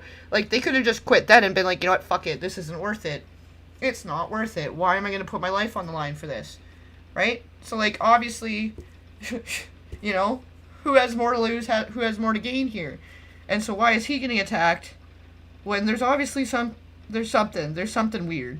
And if you don't see that, like, I think a lot of people aren't even seeing the full investigation. They're seeing the clips going around and they're seeing the whatever, like the regurgitation instead of like in any actual investigation. Like, they haven't stopped to watch the whole thing. So what do they know? They're just, you know, it's easy to take someone else's word for it, but what does that mean in this day and age, you know? Don't even take my word for it. Like, fuck, you decide for yourself, make up your own mind, and look into this stuff yourself too, right? Like, I'm not gonna ever tell you exactly how or what to think about this kind of thing. Like, if anything, it's always an open discussion, you know? we'll be heading to the state capitol to confront the incompetent government leaders who have enabled this fraud to happen. And I knew this video was going to be super dangerous to film because of obviously how hostile it is, and as we are exposing legit fraud happening. Thank you for that. Genesee Ben. That was some nice comic relief. Thank you. Yes, like, we need to save little Joey. Get little Joey daycare. We need a GoFundMe for little Joey. Like, as dark as this all is, that was nice. That was delightful. Poor little Joey. Never going to daycare. What are we ever gonna do? Fuck. I did get security for this video, and I was able to do it through the Blackline Guardian. And if you guys want to help fund my security in the future, you can go down to the link down below. They're not paying me to say any of this. They can't. Oh, so maybe some of the people following him were his security. Okay, that's a little less scary at least. Like, some of those people in the background with the masks that seem to be like keeping their eye on him, that was freaking me out a bit. But if it's just his security, so, and maybe there were other people, so we, you know, maybe that would be a little off-putting. It would be a little freaky for these people if it's just women there, and, you know, and in some cultures they're supposed to be like, they're not really supposed to talk to people without the guy there or whatever, you know, like, I don't know. Maybe that'd be a little off-putting. I will take that into consideration, but I mean, sure as shit. So obviously he's scared enough, and he knows there's risk involved, that to the point that he went and got security. Like, fair enough. Which also, you know, that should just highlight the level of the the danger involved if you are going to try to investigate this kind of stuff. It shows the fucking cojones on the guy and the forethought of what if I am actually walking into a fucking serious gang-related organized crime situation. Who knows? How do you know? We've had gang crime in all kinds of cultures since the beginning of time. Like, that's a thing too, you know? Came and decided to help me out for this video. So you can go to Blackline Guardian, the link's down below, and click Guardian for Nick, and those funds will directly go to my security and future videos. As like, that's pretty serious. Like, you know, you're getting a legit deep dive journalist situation, like, on location. The fact that it's like my sponsorship is my security team that I had to hire for this. Help support them. You can hire them to protect you too. Like, that's some authentic journalism rather than like BetterHelp or something like that. He's like, yeah, no, I needed a full-on security team for this one, guys. Doesn't get realer than that. we are exposing lots of things happening, especially with this fraud. Like I said, they're not sponsoring this video. I'm just giving them a shout out because of how they helped me. So go down the link down below, click Guardian for Nick, and let's keep going. And now we're going to the next location. Now, this child... Fuck, dude. Like, okay, so... I mean, yeah, after... Still, though, even that altercation in the parking lot, like, thank goodness he's got the security and stuff, and it's good he had that forethought, because, like, yeah, as this has progressed, the more I'm thinking there was something more organized going on. Like, it's absolutely organized. The fact that they'd all called around, and they were all aware of him, and then they just started calling the cops on him as soon as he pretty much showed up. Like, they knew what he was gonna... They knew what he looked like. And then they were calling the cops on him all around, and then they couldn't do anything until he got his way to a private property situation, and then they could say, okay, no, you can't be here. But he wasn't doing anything wrong the whole time. Those are all public places that you should be able to go to ask about fucking entering your kid. And if there may be fraud at some of the daycares, you should want to, like, go out of your way to be like, oh yeah, I don't know, I heard about that too, but fuck. No, we're good. Here, look at our wall of activities and whatever. Like, they usually have, like, I don't know, like calendars and just like fun kids related stuff on the front entry of these freaking daycares, and then yeah, they got the kids in the back and maybe like a little more protection, a little more extra. But I mean, some people got to come in and out any time through the day or are going to be dropping in. Like, generally a daycare is somewhere that's like still open and welcoming enough, but also protecting and taking precautions for the kids. Like, it's a little bit of both usually. Like, the fact that they're all so defensive, so aggressive, so like, I don't know, it's weird. Daycare center, this one's different than all the other ones we've been to. Tell us about this one. This one is different because, according to the state of Minnesota, this 312 West Lake Street houses not one, not two, but 3 child care centers and is licensed to hold 102 children, and in fiscal year 2025 was paid $2.66 million by the state of Minnesota. And this is the building right here. So this building alone made $2.6 million. Let's see if anybody's inside. Now we're inside of the building where there's apparently 4 child care centers. We met this lady and we followed her to the back of the building where the daycare was supposedly at. So right here we have 2 child daycare centers. We have the Minnesota Child Care Center, and then we also have Nuna. Between the two, $2.66 million. Hello. Hi. Hi. Why are you recording? Yes. We would like to know. Well, it says we're trying to figure out 102 children. Is that for this facility? What is the name? Why is it? It's from the state of Minnesota website. It says you have 102 children here in your child care. Which child care name is a lot of Minnesota Child Care right here. It's from the state of Minnesota's website. We're just wondering where the children are. Where the children are? Yeah, where are the children? It says you have 102 children here, and you got $2.66 million this year in funding, and $2.5 million last year. We're just wondering where the kids are. And who are you?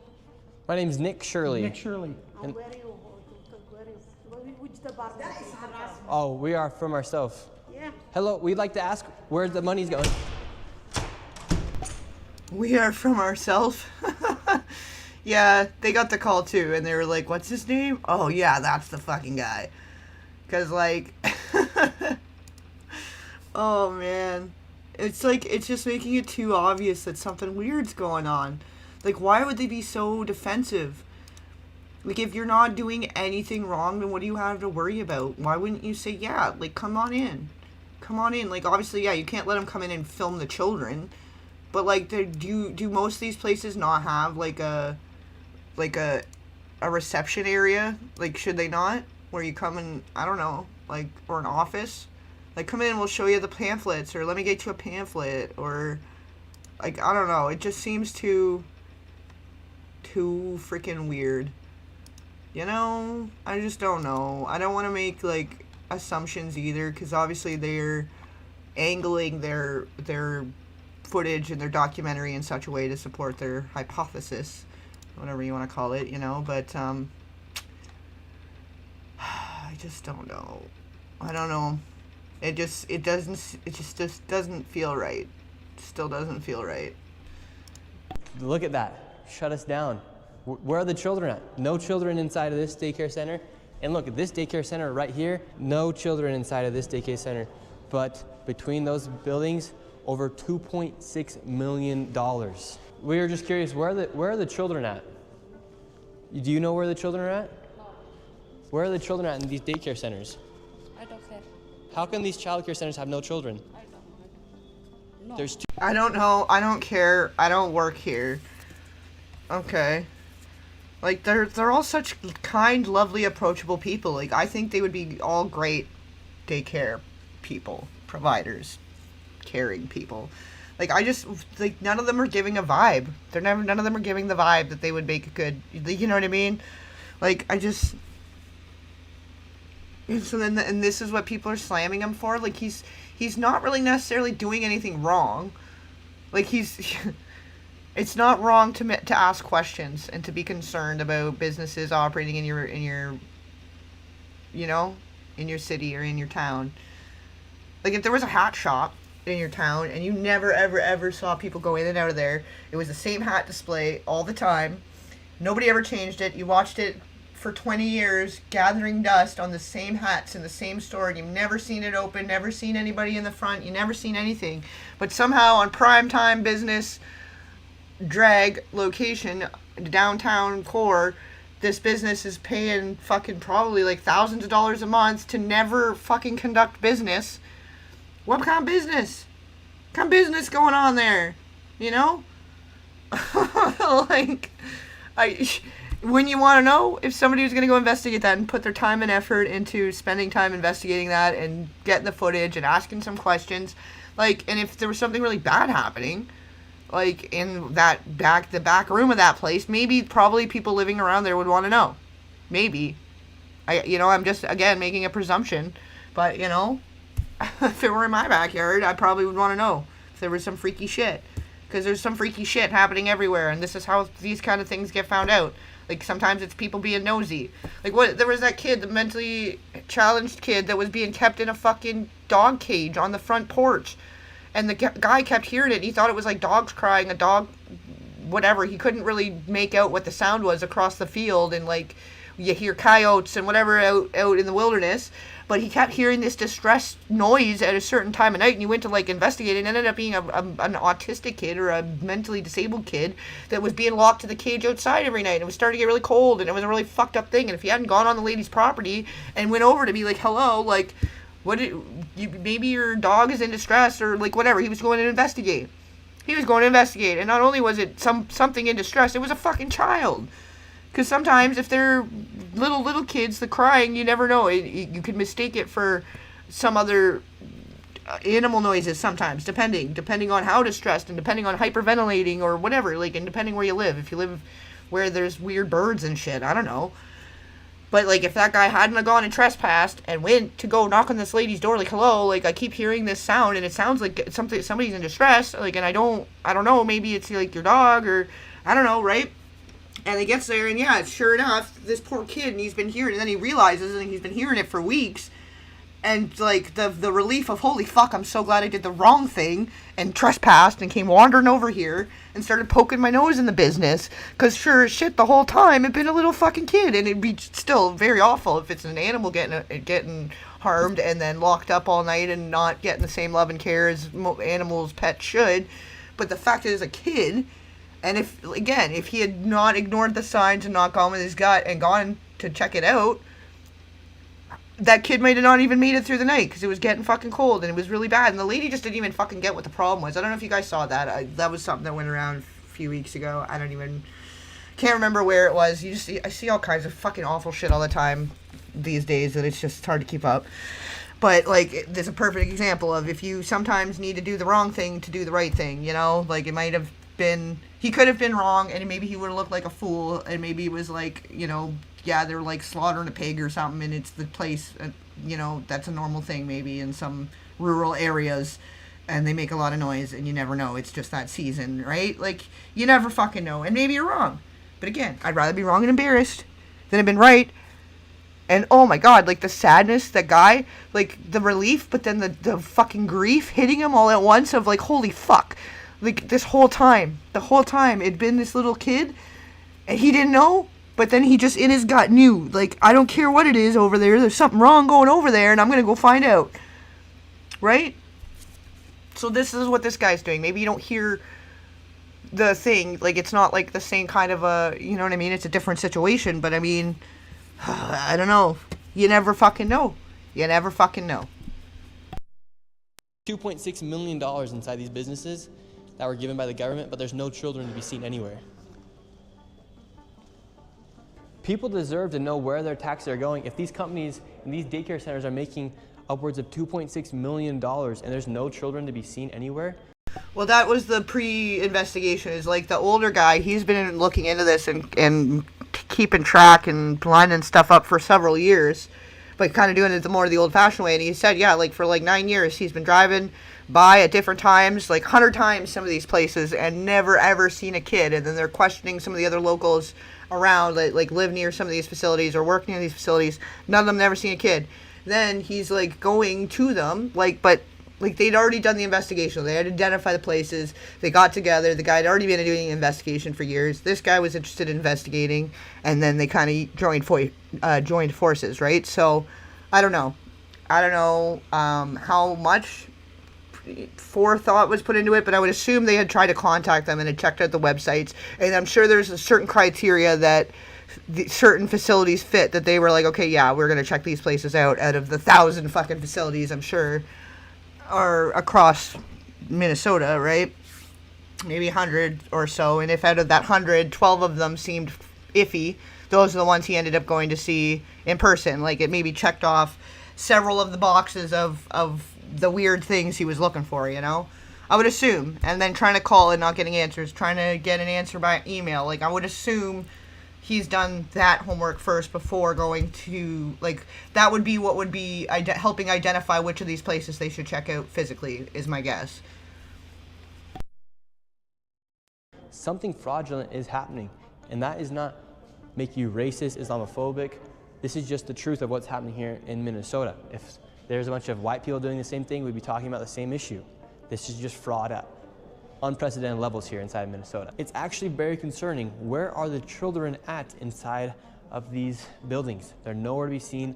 Millions of dollars are being sent into these daycare centers all across Minnesota, and there's not a child to be seen anywhere. Here's another daycare center inside this same building. We don't want you to be videotaping anything. Where is all the money going for if there's no children at these daycare centers? Sir. Yes. I told you, please leave. Yes, we have a question though. Where is the children at these daycare centers if there's millions of dollars? Ask the local government, yeah. Oh, we've asked. We have the paper here. Yeah. So we're wondering where the money and where the children are at. We have the paper right here. Come here. Who are you, first of all? My name's Nick Shirley. You don't have any permission to record me, period. Can we talk outside? You don't have permission to record. She doesn't either have, she doesn't have permission to record me? No, you cannot stop people on the street and question them. We can ask. You don't have any permission. Where are the children? I will sue you. You don't have any permission. We have nothing to do with this. You understand? Then are there children? So leave. Please leave. Are there children here? Please leave. Nothing to do with what? How do you know? How do you know what they're doing and what they've been doing if you're not part of the whole rigmarole that they're looking into? Like, they seem to be very, like, knowing without knowing. And then very on the defensive. Like, and if you didn't have anything to hide, why are you so aggressive? If you're trying to give, like, a good impression, coming to a new place, trying to open a business in a new place from somewhere else, like, you're not... I don't think many of these people are originally from there. They've they've sort of gathered there as a community, and fine, there's nothing, whatever, do what you're gonna do. I'm not gonna, like, it's freedom, it's a free country, right? But, like, I don't know. This level of aggression and this level of, like, and he was literally just saying, like, this has nothing to do with race. If this was white people, we'd be doing the same thing. Like, it's about the corruption and to do with the children. It's to do with what might be going on here that's freaking weird. And so why would you not be more cordial about it? Why would you not want to be like, yeah, like, I hear that you're concerned, but, like, this is a legitimate facility. Here's some pamphlets.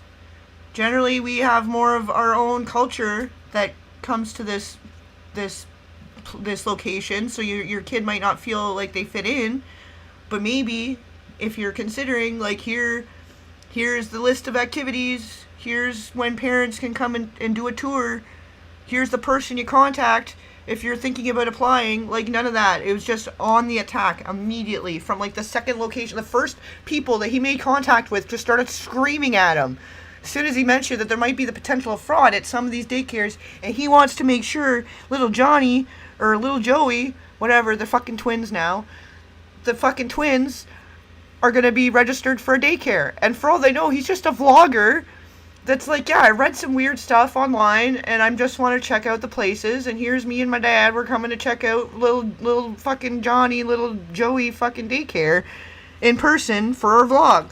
Like, what's the fucking problem there? Why did it warrant jumping to fucking from, like, 0 to 90? Like, why was it 0 to 90 on the aggression scale when he was, like, pretty chill, pretty polite, pretty fucking as nice as you can be while investigating what might be fraud, right? I don't know.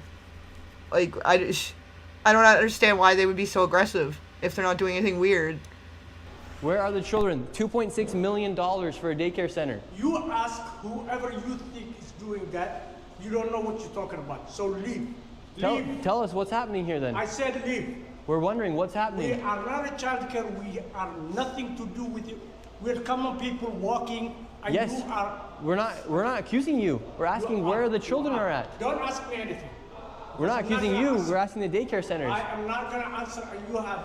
Oh, so you're a customer. Where are the children at? So you're a customer is what you're saying. You're not there. You're not part of the daycare. You're just there. You're just walking by. Okay. Okay. And you're getting on the defensive and you're getting freaking out. You're freaking out. You have nothing to do with any of the businesses of anything that's going on there. Interesting. Quite interesting. He's just passing by. Oh Lord. It just is mucky. It's all mucky, icky, nay, mucky, yucky. Nope. It's just weird. It's weird. There's no reason. If people actually saw this whole thing, I feel like they would not be smearing him so much in the media right now, or on the platforms. You know, I don't know what it's looking like on the other ones. I don't do Meta. I just do, like, I have the TikTok and I have Twitter or whatever, and then obviously YouTube. But yeah, I don't know what's going on the other side with the Insta, Facebook, whatever. I don't know if you guys get the same kind of news over there, but yeah, if you saw this whole thing and how these people are reacting, like, all the more reason to want to fucking know. Like, all the power to this guy. And now if he's getting threats and stuff, like, all the more guilty. You look all the more guilty. Like, all the more organized crime type syndicate if he's now getting all these threats and not people, oh, thank you. Yeah, I always thought that one location was weird. Oh, you know? Like, I'm sure there are people that are more for the investigation that are, like, had grown up there versus... You know what I mean? But the way that it's being presented and the way they're going about it in the media right now, and, like, synchronized, oh, fuck. We just want to know, where are the children? Who you work for? My name's Nick Shirley. Who do you work for? I work for myself, Nick Shirley. Okay, what are you recording? We're wondering, where are the children? $2.66 million for You're not talking to the Minnesota right Child Care Center. You're not talking to the right person. Are there children that come here? Answer the question. Are there children? Yeah, so you're either client or you're like the reinforcement, like the enforcer. I'm the fucking doorman. I'm the bouncer. You're getting bounced out of here, brother. You're not part of this club. There's no children inside this building. I don't know who you're talking to. That's just a simple question. Where are the children at? David, they won't even answer. We asked him. Plain and simple. Where are the children? Do children come here? This is why I've had my life. I've been attacked twice once with a knife, and the other time I was jumped last Saturday by 3 Somali men simply for asking questions about what was going on. And so like once again, regardless of what kind of tribe they're from, that sounds like organized crime. That's how organized crime groups work. And some of them are Italian, some of them are fucking Mexican, some of them are like, it doesn't fucking matter what they are they an organized crime group or not? And for me, I don't know, it's checking off an awful lot of boxes of like, we're running nightclubs here, not daycare centers. Like that one especially with no fucking windows, that's freaking me out. That's the one guy that's like going the hardest in the media right now, trying to defend himself and trying to make it out like he's the victim. And then there's the other one with the fake break-in. That's cool. Yeah, people do that all the time. They break into random offices to steal paperwork. That's not a cover-up. I don't know. Like, maybe I'm crazy. Again, maybe I'm too cynical. Maybe I've been just too deep in the rabbit hole. Gotta come up for air. Like, I don't know.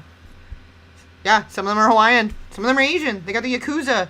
Some of them are fucking, like, Romanian gypsy-type gangs and shit. Like, they got them everywhere. So it's not a racist thing. It's is there organized crime happening in my backyard or not? I don't give a shit. It could be the flying spaghetti monster doing organized crime in my fucking town, and I wouldn't want it to be happening. Like, I don't give a shit. It could be a gang of people with Jesus masks doing the crime, but probably it doesn't really matter who they are or what they're wearing or what they look like. Probably we don't want that to happen. We just don't want the organized crime, no matter where it is, who is doing it. I don't care. They're very, very violent people. They do not like this fraud to be exposed. After giving this man plenty of opportunities to answer the simple question, where are the children, he called the cops on us and we headed to the state capitol where they're having a meeting about the fraud to confront the state representatives and people in the government who have enabled and let this fraud happen. Inside of this committee, a Republican representative showed charts showing exactly how this fraud has been committed and who is profiting and connecting all the dots. Honestly, like, power to those people. I thought that was hilarious. Like, they decided to make it a religion so they could wear pasta strainers on their heads in ID. Like, just to make a complete joke. Like, as far as I know, it's literally just to make a complete joke of the identification and whatever system, government systems, and how religion can be used to get away with ridiculous shit. But that's a real thing. There are people that are like, yeah, I believe in the flying spaghetti monster, and yeah, they wear the pasta strainer thing, like to rinse it off after when you pour it out of the water. What is it called? Is it like a strainer? I think there's another word for it for different places. I don't know, but you guys know. And they wear that shit on their head in their driver's license pictures and shit, and it was just like a whole little movement a few decades ago now maybe. Yeah, real thing, true story. And that's cool, man. That's funny. People wanted to be outraged about that too, because it was some kind of like blasphemy against religion or something, but it's like, why not, bro? Maybe I want to believe in Harry Potter and Dumbledore. He might not come to save me, so we're all going to save ourselves now. I don't know, whatever, who cares?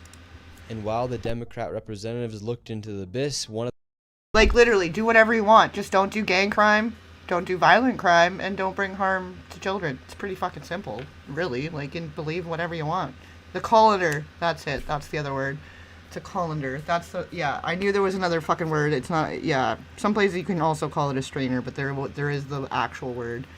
You know what I meant. You guys know what I'm talking about. Love that for us. One of them spoke about how none of this is building trust and how this is a non-partisan issue, so I went and confronted her after that. Yes, but He has some very valid questions to ask about what's going on here in Minnesota. And do you think this fraud I don't know who crosses... you are. My name's Nick Shirley. Do you think this fraud is Republican or Democrat, or just facts that fraud is happening? Because because that's what I heard you talking about. I know what I said is that because what we're talking we want about to build trust, but fraud is fraud. So why should we be enabling fraud to happen here? No, I don't think anybody is enabling fraud to happen. Hold Governor Walz accountable for this. Okay, sir. No. This Sir, is not. sir. When are you going to hold Governor Walz? No. She is a representative for the state of Minnesota. Yes or no? Excuse me. Yes. Are you? If you're. I don't know who this other guy is. I feel like he's just also there. I don't think he's part of this guy's group, but he seems pretty heated up. He got him fired up by those couple simple phrases there. Because, yeah, people should be getting mad about it. People should want to know about this shit. Maybe they should have a little more passion about protecting their neighborhood and the kids in their neighborhood and their locale and the tax dollars they're paying to their municipality, and like, because it all funnels up, and not a lot of it trickles back down, unfortunately. And that's the same for really anywhere where taxes happen. You're gonna talk to me like Are that? you going to say to her, I'm a disability advocate? I heard you, and get you got a chance overstimulated. to testify. No. Ma'am, the facts are the facts that fraud is happening here, and it's not a nonpartisan issue.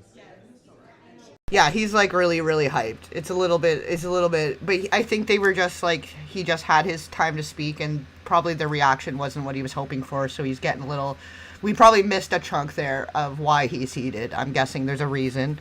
And, you know, passion sometimes. You just need to be a little passionate, and that can help move mountains sometimes. And I don't know what he's defending, so I don't want to advocate for the guy that was just speaking. Because I think he's just there. I don't think he's part of this.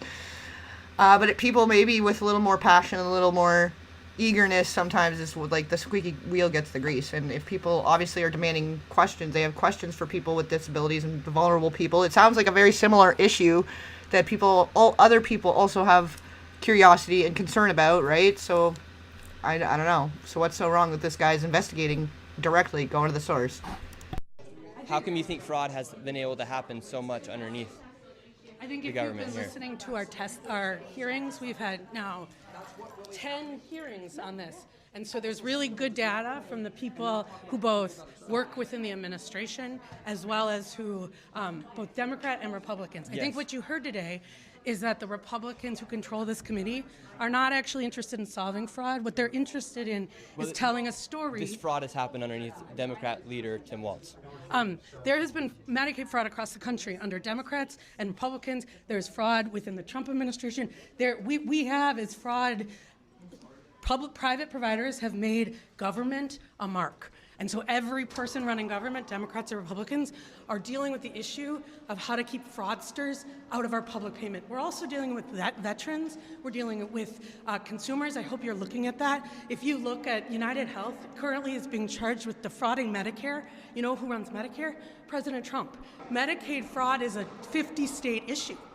And so, again, it is not a partisan issue. There are Democrats and Republicans who are sitting in that committee talking about it. But what you did here was the Republican chair say she's not turning information over to the one person in government who can stop payment. And I hope you print that. Thank you for coming today. Okay. Well, you saw what happened there? The state of Minnesota that we live in, and these politicians are just walking off thinking it's okay Tuesday, and they want to go visit the Trump, they want to blame the Trump administration. We have Democrats blaming ICE. I'm tired. My people are suffering. I'm scared for my little brother. Yeah, like he's obviously just pretty fired up, and like, yeah, like I don't know enough about his personal situation, this guy. But like they happen to be there looking into issues concerning vulnerable people and children and like kids with autism, and he was saying about people with disabilities, like, and maybe he's like a little fired up and he's a little extra, his energy's a little high strung there, but like he's obviously concerned, and obviously there's other people that are concerned, and this guy's trying to do some real journalism, and then they got everybody on every platform and all the media, like a lot of like, well, I am seeing a couple people defending his right to independent journalism and so on and so forth, but for the most part a lot of people are siding with these businesses, and like people are like, oh, start a GoFundMe to support the legal blah blah blah, they should sue for defamation, and like trying to make this whole big thing about it, like they're the victims, like that these facilities are the victims, but like there wouldn't be a need to be investigating if there wasn't a very clear and obvious issue, right? Like it's a whole issue. Yeah, like I could feel, he said, I'm scared for my little brother, and I'm like, oh, like he's hitting it right where it fucking hurts too, right? Because this is exactly what this guy's looking into. He's looking at the facilities where kids with disabilities and kids that are vulnerable and young kids in the preschools, this is exactly what this whole thing is about. And it happens that this guy is here, like very passionate, very moved emotionally, that like it's moving. And maybe we need more of that, a little more passion behind the purpose, right? And if anything, it's like the perfect ending to this, because this is basically the ending. It pretty much, there's like maybe 30 seconds, a minute after this, and I'll let it finish out, and then we'll finish off chit chat, and then we'll wrap her up here. But like I think that's just like it's the perfect way to end it, like showing like that obviously it's an issue. Obviously people are upset, and they're not getting any real answers from their officials, their government officials. They're just getting kind of like sloughed off and pushed to the side. They do their little meetings and then they go home to their fucking little whatever, and then they don't care about these social issues, it seems, anyways. So, like, because, yeah, it's not. It is, like, she was right in that regard, I guess, at least. Like, it's not really any one specific side's issue or specific federal or municipal government issue. It's everywhere. But, like, why wouldn't the government, like, there's governments in certain municipalities, like, they have their own self-governance to an extent for a reason, because they're supposed to govern themselves. And if they're like, oh, it's this guy's fault or that guy's fault, it doesn't matter whose fucking fault it is, fix it. Like, is that what your job is? What are they paying you for? To show up for the fucking meeting and do nothing? Like, what? Now I'm getting fucking fired up as fuck. My people are suffering, and these people just walk off. We have a governor who fucking doesn't care. How many more people are gonna freaking die? How many more people are gonna go homeless? And how many more people are gonna be trafficked in our freaking system?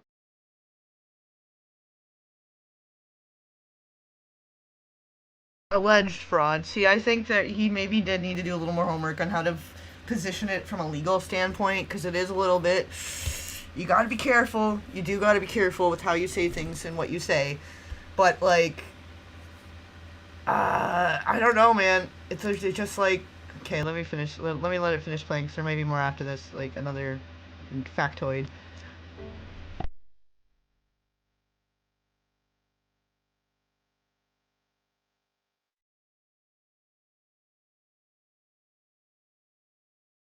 Yeah, okay. He kind of reminds me of, like, a young, what's the guy's name? Michael Moore? Or whatever. He was pretty fucking ballsy back in the day, and he did some pretty provocative and controversial coverage of certain events and situations.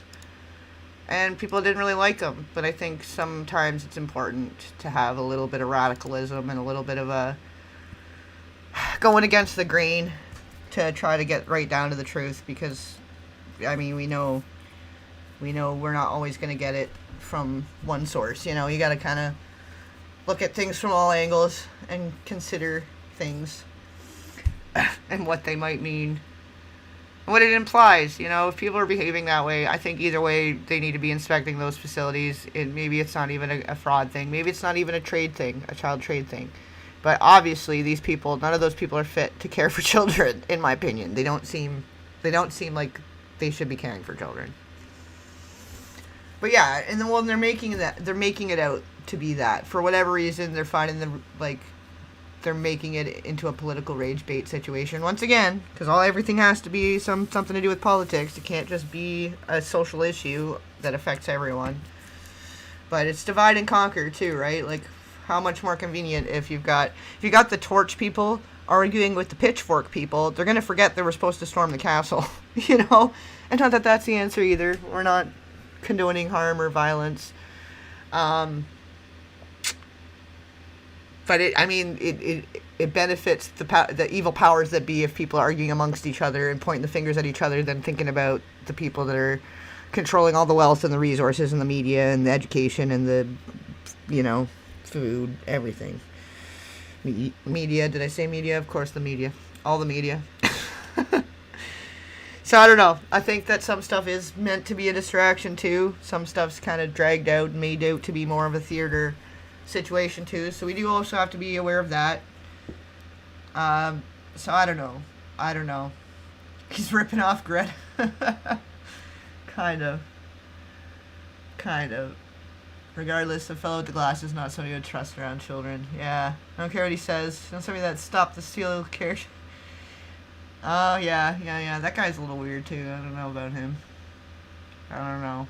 A lot of them are just characters, too, though. You gotta remember, like, some people are just put out there to seem like they're independent journalism, and they're not, I think, is the thing you need to remember.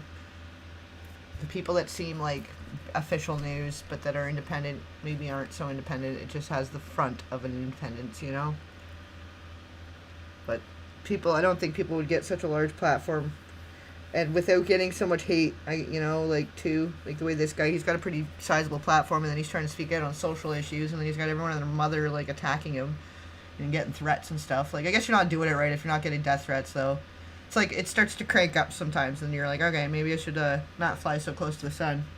But if I'm not getting some kind of weird threat or hacking attempt or some weird shit happening, I know I'm not doing it right. I'm not in the right direction if there's nothing weird happening. Like, that's a sign that it's like, yeah, I'm on to something, obviously. It's like somebody commented that powerful people in Boulder want to silence me, and I'm pretty much like, I was laughing the other night on the live stream, like, yeah, okay, get in line, take a number, like, as if I'm not getting all kinds of weird shit all the time, just for speaking out and trying to be, like, in pursuit of the truth. Like, I might not always be right, I might not always make perfect sense, but I always am trying to be as truthful and accurate and, like, to the core of the issue as possible, you know? Did little Joey ever get a place? Yeah. Save little Joey. We're gonna just save little Joey. We're gonna start a fund, guys. We're gonna start a fund. This poor kid. But yeah, you know, like, I think when you're really getting to the source of the issue, though, that's when you get the pushback. So I think, I'm not trying to make it about me, and it's whatever. I'm not trying to concern you guys. It's literally, it's like occupational hazard, to be honest. But I think that shows something, that he's getting to the root of an issue. The fact that there are so many people pushing back, the fact that there's a budget to have that many people pushing back, and they're not being as equal sides of, like, you know, but maybe he didn't go about it correctly, but it's his right to be investigating in his local area. If there's something he seems off, like, this is how you find stuff out. You do your own little investigation, and you go and you ask questions. Like, there's nothing wrong with that, so I don't know why they're attacking him. And they're attacking him like he's, like, some professional reporter doing everything wrong, like, going against the fucking etiquette and going against the schooling or whatever. But he just seems like he's, like, yeah, a random YouTuber that's trying to activate his audience and his platform for the better, for good, you know? So I don't know. I think the fact that a lot of people are threatening him and trying to attack him in different ways says something, you know? Yeah, oh, buddy. That, there was, like, a literal cyber terrorist group that had taken credit for his downward spiral and ultimate ending. And yeah, you poke that bear, dude. I had a lot of weird shit happening when I was going in on that situation more deeper and covering it more close. I was doing more live streams and stuff about it. I ended up wiping a bunch of shit from then too, because I just, sometimes it gets to be a point. And you can only take so much, and it's a very thankless fucking, like, you know, I don't know. But yeah, this was a good stream. This was a good chat. I think you guys get where I'm coming from on it. I kind of just wanted to chat about it anyway too, because I saw a lot of weird shit about it, and I wanted to see for myself anyway, and I thought, why not? Why not do it as a group? Oh yeah, that too. Yeah, April. What was it in April? It'll be coming up on like a year, or maybe it's 2 years now. Shit, I don't know. Yeah, the way they'll find ways to silence people sometimes is fucking... But yeah, you guys enjoy the rest of your night, and I don't know, everybody's at different times in different places, but if, you know, you're getting close to the New Year thing, Happy New Year, or if it's past now for you, Happy already New Year, I don't know. But may the next year be more of the awakening, more great, wide-eyed awakenings. But like I keep saying, you know, I think this year people are just starting to wake up, and I think next year is going to be serving espresso. And I think there's supposed to be an arrest in the D4VD case, the David case, soon, and, like, there's more stuff coming. There's more truths coming. There's more of those lawsuits coming down the line, too, that were, like, not federal, but the lawsuits against Diddy, with a bunch of them involving minors. The lawsuit with Jay-Z and Diddy with the 13-year-olds proceeding. So that'll be interesting. The Nick Carter thing's coming up soon, actually, too, I think. I think that's springtime for his trial, because that's going through. He kept trying to appeal and bounce it back and forth, but it looks like it's going to trial, too. So I think it's all going to come back around, and we'll have another shot at that one, the Carter verse. Because that's a situation. I'm still sitting on a ton of stuff. I was going to do a follow-up video, but then things just kept getting weird, man. And then I would pivot and try it a different direction, and then things got weird again. When I was covering, like, the Ruby Frankie shit. Then it got weird again when I was covering the Diddy shit. But if anything, it's just confirmation. We're going for the truth, you know? But you guys stay safe out there. Keep your eyes wide open. And yeah, don't forget to like, share, and subscribe. And I'll catch you on the flip side.